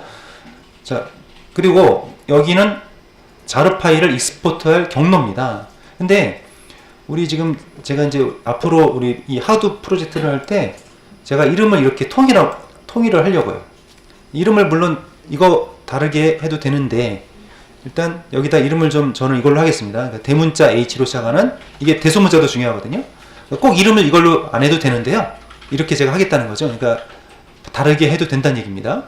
네, 그러니까 하둡.자루로 제가 익스포트를 하려고 그래요. 그래서 여기 이름을 하둡.자르 이렇게 썼어요. 네, 물론 이제 그냥 익스포트하고 리네임 해도 돼요. 네. 자, 얘를 갖다가 해놓고 피니쉬 하면 자르 파일이 만들어졌어요. 저는 지금 바탕화면에 빼놨습니다. 이거. 자, 이 자르 파일이 만들어졌으면 마스터로 가세요. 자, 마스터에서 디렉토리를 하둡의 홈의 센토스에 소스라는 디렉토리를 만들고 거기다가 이 자르 파일을 집어넣겠습니다. 이 경로도 자유롭게 해도 괜찮으세요. 꼭 이거대로 안 해도 됩니다. 근데 앞으로 제가 하는 거는 이런 식으로 써드릴 거예요. 그러니까 여기서 자 디렉토리 먼저 만들게요. mkdir 홈의 센토스의 소스라는 디렉토리를 만들겠습니다. 그래서 목록을 보시면 홈의 센토스를 보니까 소스라는 디렉토리가 만들어졌네요. 자, 그러면 자, 이제 소스 디렉토리를 가보죠. 자, 네트워크 여기서 홈의 센토스의 소스 디렉토리 생겼죠? 자, 여기다가 자르 파일을 복사하라는 얘기입니다. 네, 자르 파일 복사. 지금 우리가 지금 윈도우즈 밑에 리눅스를 갖다 놨기 때문에 그냥 컨트롤 C, 컨트롤 V 해도 붙어요. 만약에 그게 잘 안 된다 그러면 뭐 여러 가지 방법이 있겠죠. 뭐 이메일로 보내도 되고, 그럼 뭐 엔드라이브 같은 거, 네이버 클라우드 이런 거 써도 되고, 뭐 다양한 방법이 있겠죠. 근데 제일 쉬운 거는 컨트롤 C, 컨트롤 V 하면 바로 붙습니다. 그래서 여기 이거를 카피해서 붙여넣기 하면 붙죠. 네, 이런 식으로 홈의 센토스 소스 디렉터리에 하둡.자르를 붙여주세요. 자, 그럼 자르 파일이 갔습니다. 그럼 이제 실행할 준비가 됐어요. 이제 커맨드에 이 명령어를 아까 했던 거 명령어를 치는 겁니다. 예, 이걸로 하시고 그 다음에 이걸 실행하게 되면 이 스트링이 여기 내용은 다운표 안에 아무 내용이나 적어도 돼요. 이 내용이 input.txt에 저장이 됩니다. 그럼 뭐 파일이 생겼는지 읽어보고 내용을 확인해 보는 거죠. 자, 그래서 마스터의 터미널에서 하겠습니다.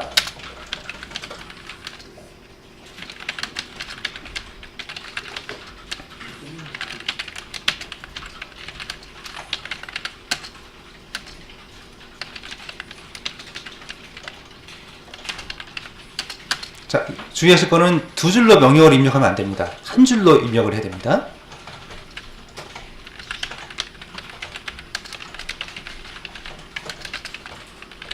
자, 이렇게 하고 입력을 했어요. 네, 그랬더니 제가 이렇게 친 것이 화면에 인풋 데이터에서 헬로 하도 나왔죠? 자, 그 다음에 이제 그 디렉토리를 확인해야 됩니다. dfs ls에서 쳤더니 input.txt가 생겼습니다. 하둡 서버에 input.txt가 생겼고 여기 저장된 내용을 이렇게 뿌린 거거든요. 네, 그러면 저거를 또 읽어볼게요. input.txt 하니까 네, 읽어왔어요. 그죠? 자, 그럼 우리가 이제 방금 전에 하둡 파일, 분산 파일 시스템에 파일을 조작하는 코드를 작성해 봤습니다. 그래서 이제 중요한 거는 데이터 분석이겠죠. 하드 파일 시스템에다가 데이터를 올려서 분석하는 코드를 작성해야 됩니다. 자, 근데 여기서 분석 절차에 보면 아까 우리 워드 카운트를 돌려봤을 때 맵과 리듀스라는 게 나왔었죠. 맵 리듀스라는 그 워드 카운트 내장 예제 샘플 프로그램을 돌렸는데 이번엔 우리가 그걸 직접 짜보겠습니다. 자, 여기서 맵 리듀스라는 그 알고리즘을 좀 이해를 하실 필요가 있는데요. 자, 맵 리듀스의 실행 과정에 대해서 볼게요. 이 맵이라는 거는 자, 지금 하둡의 개념은 큰 덩어리의 파일을 분산 파일 시스템에 올립니다. 그럼 그거를 마치 요리를 할 때 이렇게 잘게 썰듯이 탁탁탁탁 썰어가지고 이거를 데이터 노드들한테 다 나눠주는 거예요. 그 작업이 맵이라고 보시면 되고요. 그러면 각각의 노드들에서 계산을 막 돌리겠죠. 돌린 거를 합쳐야 되겠죠. 그래야지 답이 나오겠죠. 합치는 과정을 리듀스라고 보시면 되겠습니다. 그러니까 잘게 쪼개는 과정이 맵이고 나눠서 계산된 거를 합치는 과정이 리듀스라고 보시면 되겠어요. 자, 그래서 이런 건데요. 맵이라는 건 이렇게 어떤 키와 밸류로 구성된 것들이 있으면 얘네들을 이제 나눠가지고 리스트로 만드는 과정이고요. 리듀스는 이렇게 리스트로 된 거를 다시 또 합치는 과정, 합쳐서 하나로 만드는 과정입니다. 자, 예를 들어서 이런 데이터가, 이런 내용이 있다고 생각해 보세요. 그 파일에 이런 내용이 있는데 얘네들을 카운트를 한다. 그러면 어떻게 세겠습니까?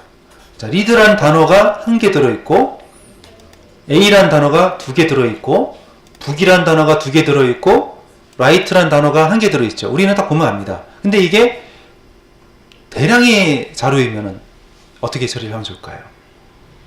네, 우리 항상 우리가 사람이 하는 것도 보면 그렇습니다.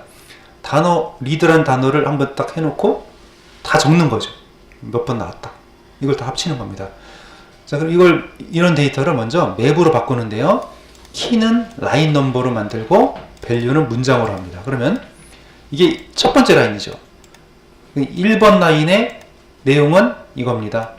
2번 라인의 내용은 이겁니다. 자, 이게 하나의 맵입니다. 앞에가 키가 되고 뒤에가 밸류가 되는 겁니다. 자, 그 다음에 이거를 정렬과 병합을 해야 되는데 이제는 키를 단어로 만들고 밸류를 단어 수로 만드는 겁니다. 그러면 리드라는 단어는 한 번 나왔죠. 예. 앞에가 키, 뒤에가 단어 수. 또 A라는 단어 한 번 나왔죠. 만들고 북이라는 단어 또 한 번 나왔죠. right이라는 단어 한 번 나왔죠. A라는 단어 한 번 나왔죠. 북이라는 단어 한 번 나왔습니다. 이렇게 얘네들을 잘게 쪼개는 과정이 이제 맵이에요, 말하자면. 네. 데이터 잘게 쪼갭니다. 자, 그럼 이거를 이제 합쳐야 되겠죠. 합치는 과정이 리듀스인데요.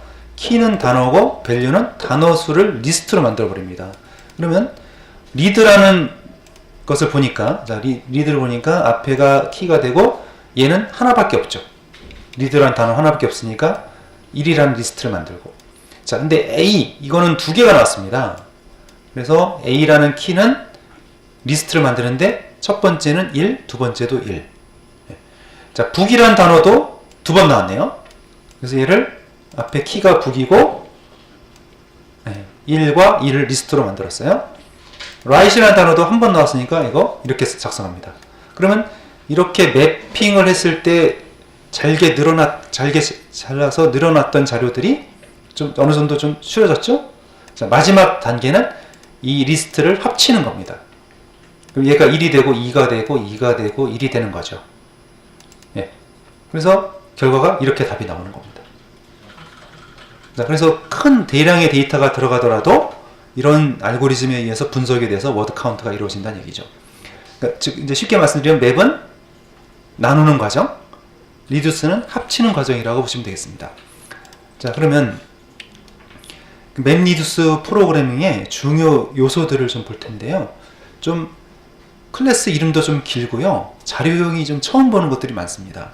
일단 데이터 타입을 보면은 키와 값으로 사용되는 데이터 타입은 반드시 이 writeable comparable이라는 인터페이스를 구현하게 되어 있습니다.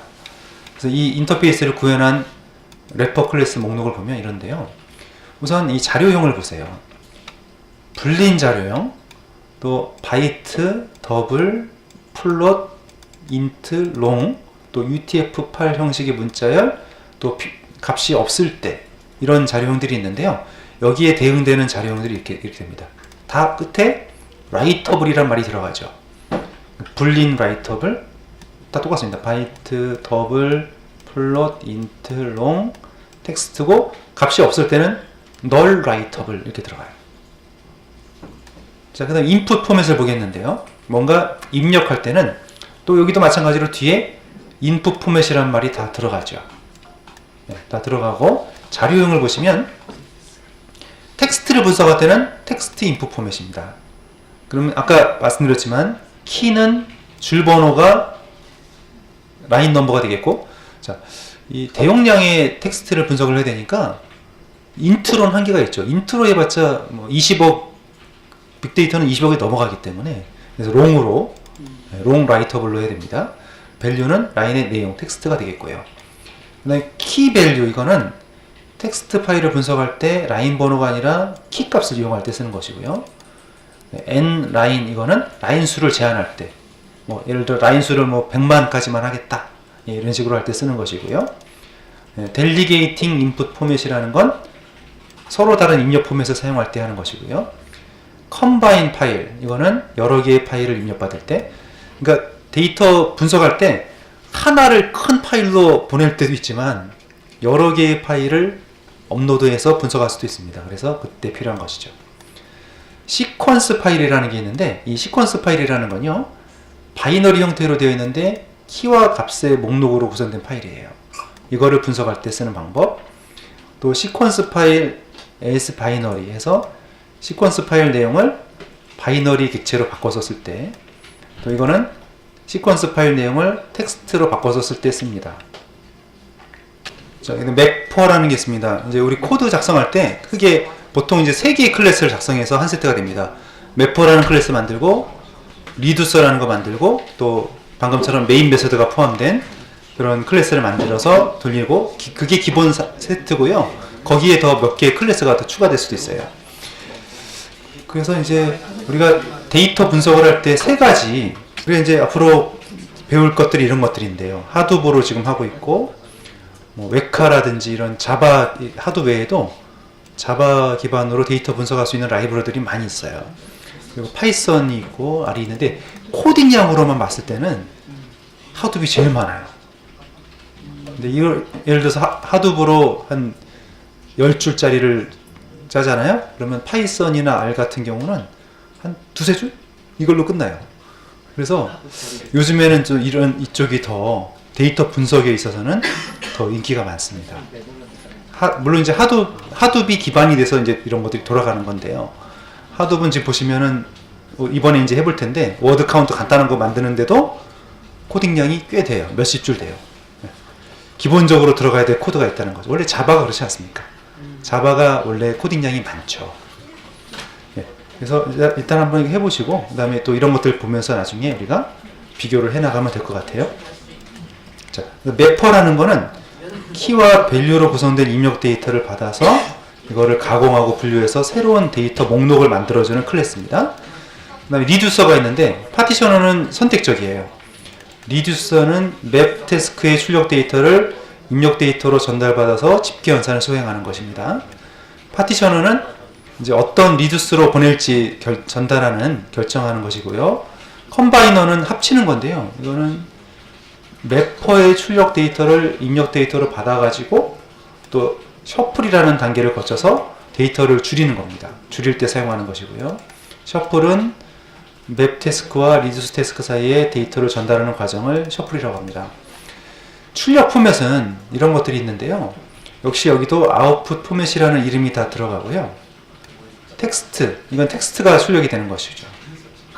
시퀀스 파일로 출력하는 방법, 또 시퀀스 파일인데 바이너리로, 또 필터, 또 출력 데이터가 없을 땐 널, 이렇게 들어갑니다.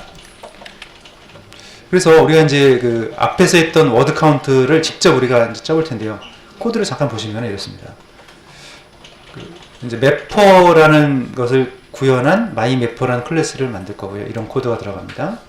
여기서 아까 말씀드렸지만 키는 라인 넘버가 되고 밸류가 텍스트, 라인이라고 그랬죠. 그래서 이 매퍼라는 인터페이스 이 클래스에 앞에가 들어가는 게 라인 넘버, 뒤에가 이제 뒤에가 이제 라인 내용이 되겠고, 그 다음에 아까 잠깐 보여드렸지만은 단어별로 카운트가 나왔었죠. 이게 단어고 이게 카운트가 되겠어요. 카운트는 숫자니까 인트 라이터블이 됩니다. 인트 라이터블인데 그냥 1로 하면 안 되고 이렇게 객체로 또 해줘야 돼요. 이게 1이에요. 네, 이렇게 한 다음에 스트링 토커나이저를 이용해서 쪼갠 다음에 이거를 일식을 하나씩 만들어내는 겁니다. 무슨 단어가 몇 번 하나 들어갔다. 이게 들어가고요. 그 다음에 합치는 클래스가 리두서인데요. 여기서 또 단어를, 무슨 단어가 몇 번 이것을 합쳐가지고, 그러니까 이거는 인풋 데이터고 이건 아웃풋 데이터가 되는 거죠. 합산을 시켜가지고 집어넣는 것이 나오고요. 그 다음에 마지막 클래스가 이제 이거를 실행시키는 클래스. 아까랑 했던 거랑 비슷해요. 여기서 이건 안내문이고, 또 워드 카운트 해서 이건 잡의 이름이고, 이런 식으로 어떤 클래스를 쓰는지를 쭉 지정해줘요. 자료형하고 지정해준 다음에 입력 경로랑 출력 경로 지정하고, 이게 실행이에요. 그럼 하둡에서 아까 우리 보면은 이 워드 카운트 전에 돌려보면 쭉 여러 명령어가 쭉 나와가지고 답이 나왔잖아요. 그거를 이제 진행을 하는 거죠.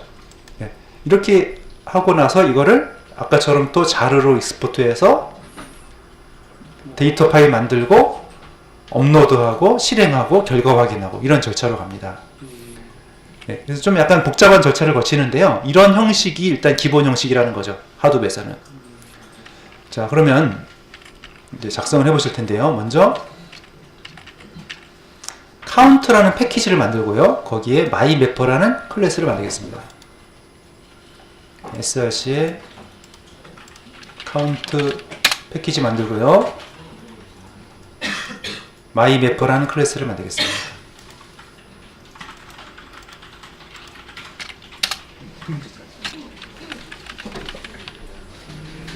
자, 먼저 여기다가 익스텐즈가 들어갑니다.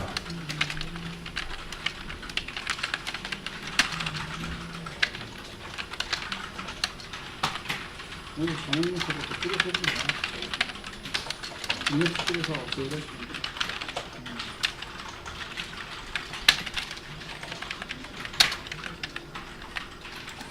임포트를 하실 때 텍스트 같은 경우는 여러 가지가 있는데, 지금 아까 보여드렸지만 여기 제가 이렇게 적어놨잖아요.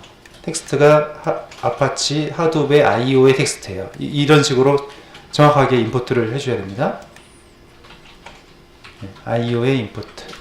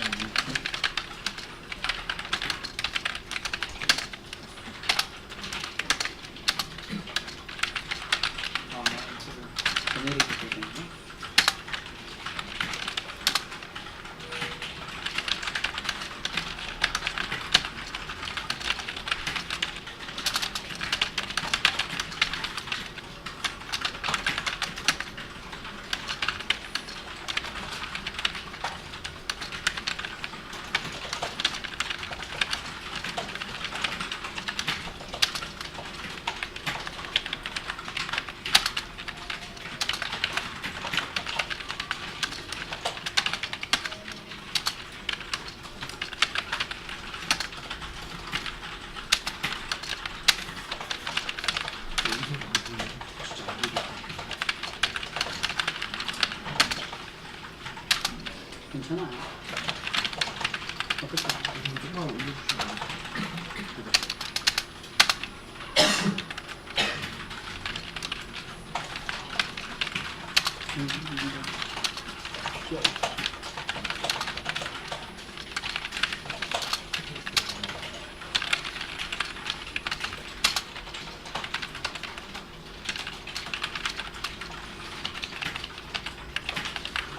자, 그래서 매퍼를 우리가 이렇게 만들었는데요. 자, 보시면은 지금 새로운 자료형과 문법들이 나와가지고 좀 많이 적응이 안 되실 텐데요.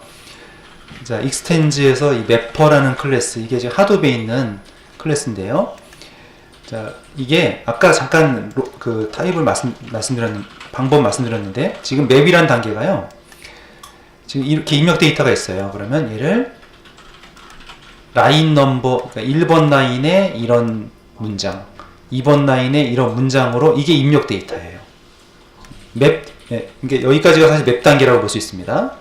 여기가 맵의 입력 데이터고 이거를 단어별로 단어별로 한 번씩 나왔다고 만들어내는 과정. 여기까지가 이게 맵의 입력 데이터, 맵의 출력 데이터입니다.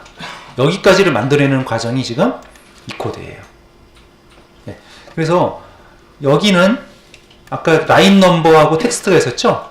여기는 맵의 입력 데이터, 네. 그래서 맵의 입력 키값, 키 자료형, 맵의 밸류의 자료형, 입력 밸류의 자료형입니다. 이거는 출력 데이터 자료형. 무슨 단어가 한 번 나왔다.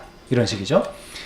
그 다음에 여기다가 그냥 숫자 1을 쓰면 좋겠는데 1을 못 쓰게 돼 있습니다. 그렇게 설계가 돼 있어요. 그래서 여기 인트지만 이렇게 인트 라이트업을 객체로 반드시 만들어야 됩니다. 그리고 이거는 출력 키를 만들기 위한 텍스트고요. 이게 이제 이게 여기가 입력, 이게 출력이라고 생각하시고요. 그러면 여기가 이제 입력 데이터가 롱 라이트업을 이게 입력 키값 문장이 들어오는 거죠. 아까 예를 들어서 이런 문장이 들어와요. 자, 이런 문장이 들어오면 여기 1이라는 값이 여기 들어가고 롱에 들어가고 여기 스트링이 여기 들어가는 겁니다. 네, 그래가지고 이게 이제 반복이 되는 거죠. 한 문장이 아니라 여러 문장이니까요. 그래서 이때 첫 문장을 봤을 때 만약에 이제 100문장이면 이게 100번 돌아가요. 이 맵이란 메서드가. 네, 한 문장씩 돌아가는 겁니다. 자, 한 문장이 돌아왔어요. 그러면 이거를 갖다가 쪼개야 되는데 값으로 이제 쪼갭니다. 이제 심표라고 저는 이런 식이죠. 얘를 갖다 쪼개가지고 그 다음 토큰이 있으면 여기 보면 밸류잖아요. 밸류는 이 뒤에 거가 밸류죠. 그러니까 뒤에가 이게 밸류입니다. 밸류를 스트링 토크나이저는 스트링을 쪼개는 거잖아요. 그럼 얘를 갖다가 단어별로 다 쪼개놔요. 쪼개놔서 첫 번째 단어 얘를 갖다 읽어가지고 이 단어가 1이다. 그러니까 이런 식으로 read는 1 들어가고 a도 1 들어가고 북이 1 들어가고 이런 식으로 만들어내는 과정입니다. 네. 그러면 이제 여기가 만약에 100만 건의 자료가 있다 그러면 이게 100만 번 돌아가면서 이 작업을 수행하는 것이죠. 네. 결과가 이게 나오고요. 자, 두 번째 클래스. 두 번째 클래스는 리듀서입니다. 이제 my reducer인데 여기도 마찬가지로 자, 이렇게 입력된 단어들을 추려가지고 몇 번 나왔는지 합산시키는 과정이에요. 네. 이것도 작성하겠습니다. 근데 단어라는 기준은 my reducer라고 작성을 하시고요.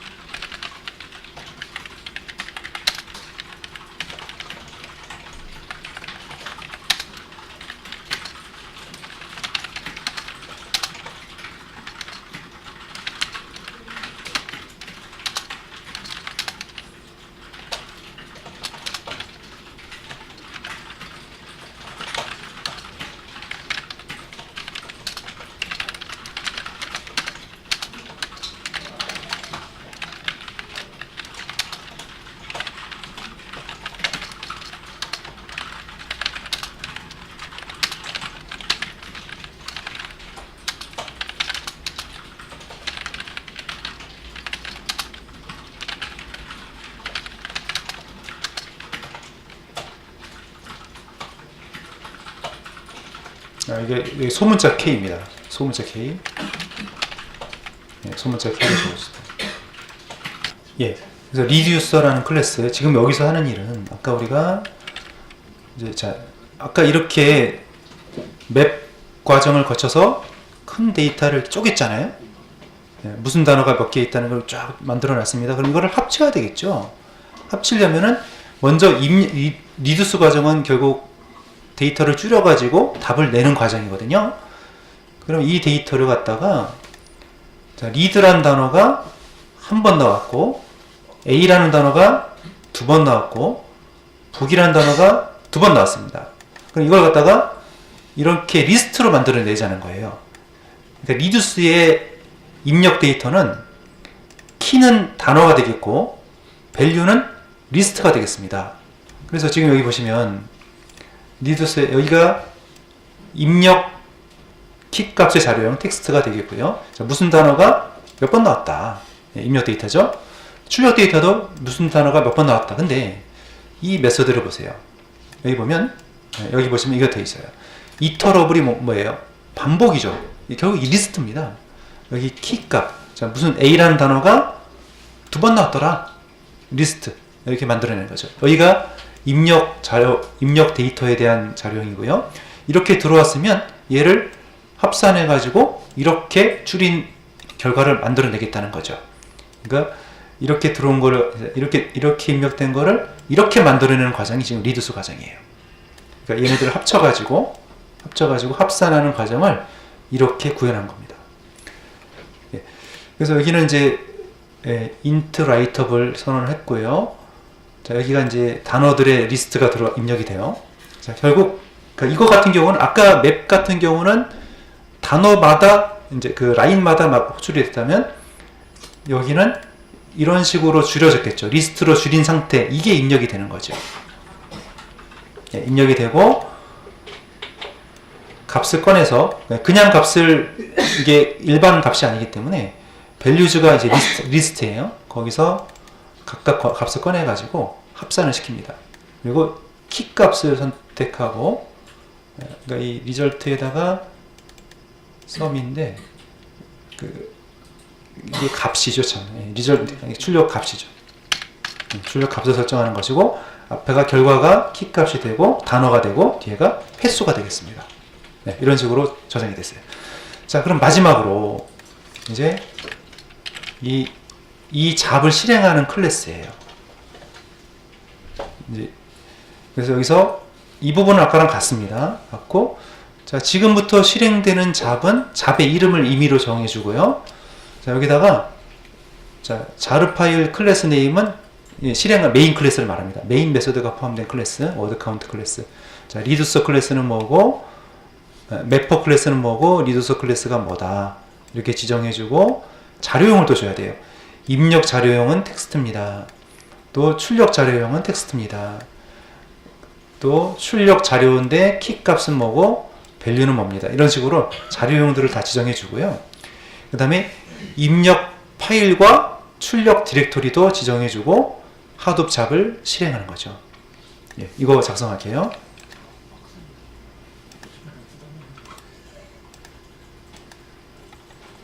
네, 워드 카운트 클래스 워드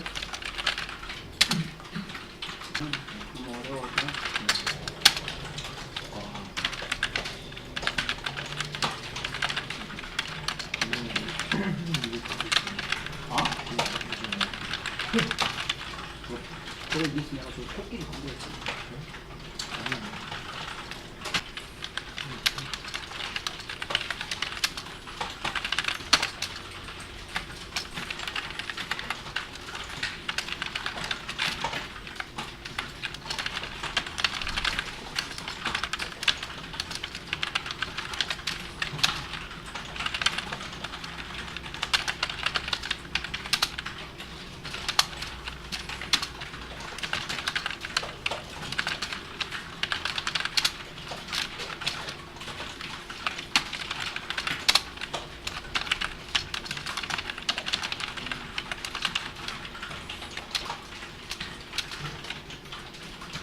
여기 스로우즈 절이 빠졌네요. 스로우즈 리셉션.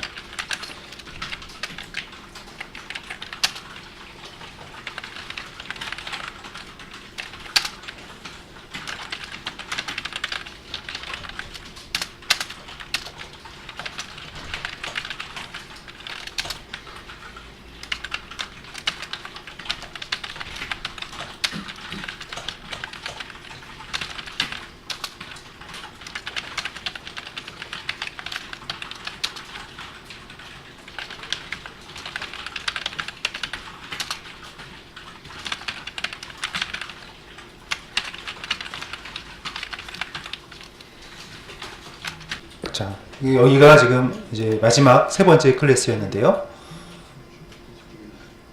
자, 여기 먼저 환경 설정 클래스고요. 이 ARGS, 우리가 이따 실행할 때 어떤 식으로 실행을 하냐면요. 이 끝난 다음에 이런 식으로 실행을 시킬 겁니다. 자, 이런 식으로 이제 실행을 할 텐데, 하둡 자르가 명령어고, 여기가 자르 파일 이름이고요. 자르 파일 중에서 실행할 클래스 이름이고요. 여기까지는 이제 클래스 이름이고요.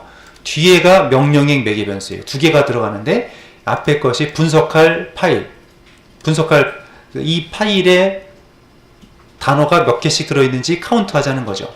이게 입력 파일이고요. 결과를 여기다 출력하겠다는 뜻입니다. 그럼 여기가 뭐가 되냐면 ARGS 0번이 되는 거죠. 0번하고 ARGS 1번이 있는데, 얘가 이게 0번이고 이게 1번이 되는 거예요. 이렇게 갑니다. 그래서 입력 데이터, 그러니까 여기는 출력 디렉토리 이렇게 된 겁니다. 그러면 매개 변수가 두 개가 안 되면 아까랑 같죠? 끝내는 거, 안내문 출력하고 끝내는 것이고요. 자, 그럼 여기 입력이 잘 됐다면 여러 정보를 줘야 됩니다. 먼저 이 클래스 잡의 이름을 지정하는 거예요. 이 분석 작업의 이름을 지정하는 겁니다. 여기 이름은 임의로 주셔도 괜찮겠어요? 자, 그 다음에 여기는 그럼 역할. 자, 무슨 클래스가 무슨 역할을 맡는지를 다 알려줘야 됩니다. 최소 3개라고 그랬죠. 분석 작업의 메인 클래스 이름, 또 매핑 작업하는, 나눠주는 역할을 하는 클래스 이름, 또 합치는 작업을 하는 클래스 이름, 이렇게 3개를 지정하고요. 그 다음에 데이터 형식을 또 줘야 됩니다. 자, 입력 데이터 포맷은 텍스트가 들어가죠. 텍스트가 들어가서 출력도 텍스트가 나오는 겁니다. 아웃풋 포맷도 마찬가지 텍스트입니다. 자, 그 다음에 출력, 결과 데이터는, 결과는 어떻게 나오냐면 무슨 단어가 몇 번 이거거든요. 그래서 무슨 단어가 입력값은 텍스트, 횟수니까 int 이렇게 했습니다. 그리고 입력 파일의 경로는 ARGS 0번이 들어가고요. 출력 디렉토리는 ARGS 1번이 들어가고, 자, 이게 이제 하둡 잡을 실행하라는 명령어입니다. 근데 보시면 아시겠지만 하둡 잡이 좀 금방 답이 안 나오고 천천히 가요. 아주 커맨드에 많은 메시지를 뿌리고 천천히 진행이 되기 때문에 완료될 때까지 기다리라는 뜻입니다. 네. 자, 그럼 여기까지 했으면 코드 작성은 완료가 됐고요. 이제 지금까지 작성한 프로젝트를 자르로 익스포트 할 차례입니다.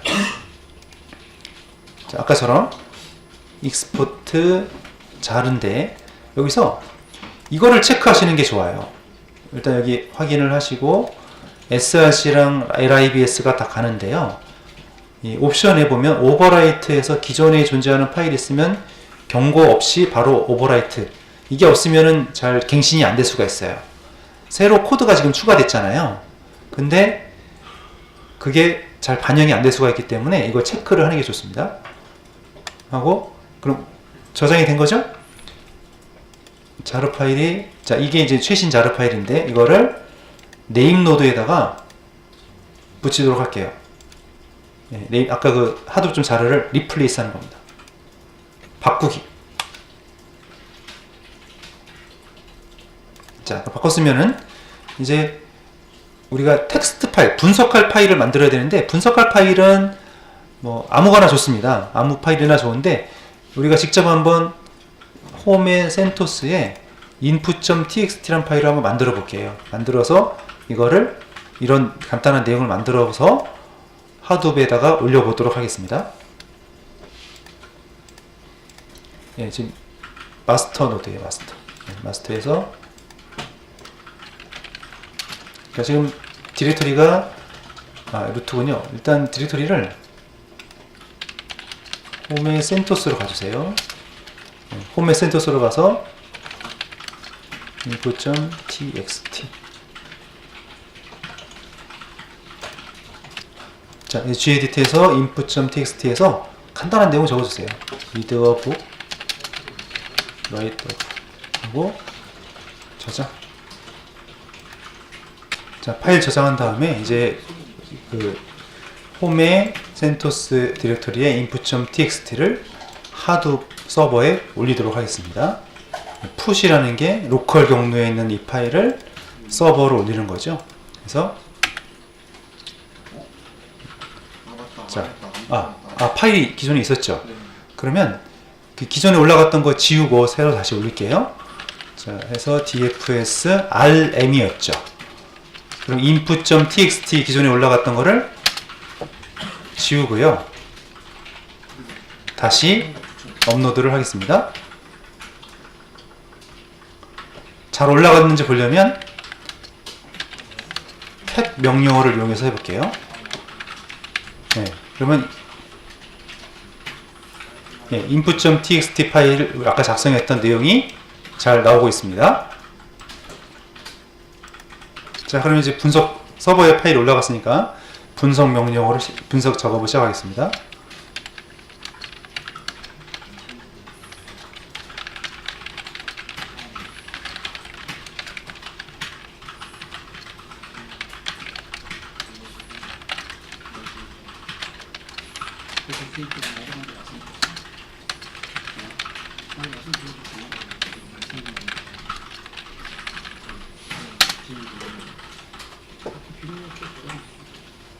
예, 분석 작업이 진행되고 있고요.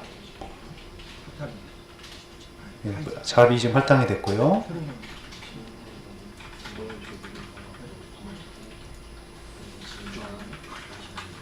예, 보시다시피 간단한 파일인데, 자, 보세요. 지금 여기가 중요합니다. 맵이 0%였는데 매핑 작업을 하고 있어요. 그래서 100%가 됐고, 얼마 건수가 별로 없으니까. 예, 그 다음에 합치는 작업하고 있습니다. 예, 합치는 작업이 됐고, 그 다음에 이제 끝났어요. 작업이 끝나서 67바이트를 읽어서, 자, 이거 보세요. 지금 40만 바이트가 나왔죠. 그러니까 분산시켜서 쪼개는 작업들이 많이 들어간 겁니다. 그래서 쭉 작업을 해서 입력된 레코드가 2개였는데 아웃풋 레코드가 6개고, 예, 또 뭐 스플릿을 103번 했고 103바이트 했고, 네, 이런 내용들이 나오죠. 자, 잘 끝났으면은, 네, 아웃풋이 지금 26바이트에 나왔답니다. 자, 결과 확인하죠.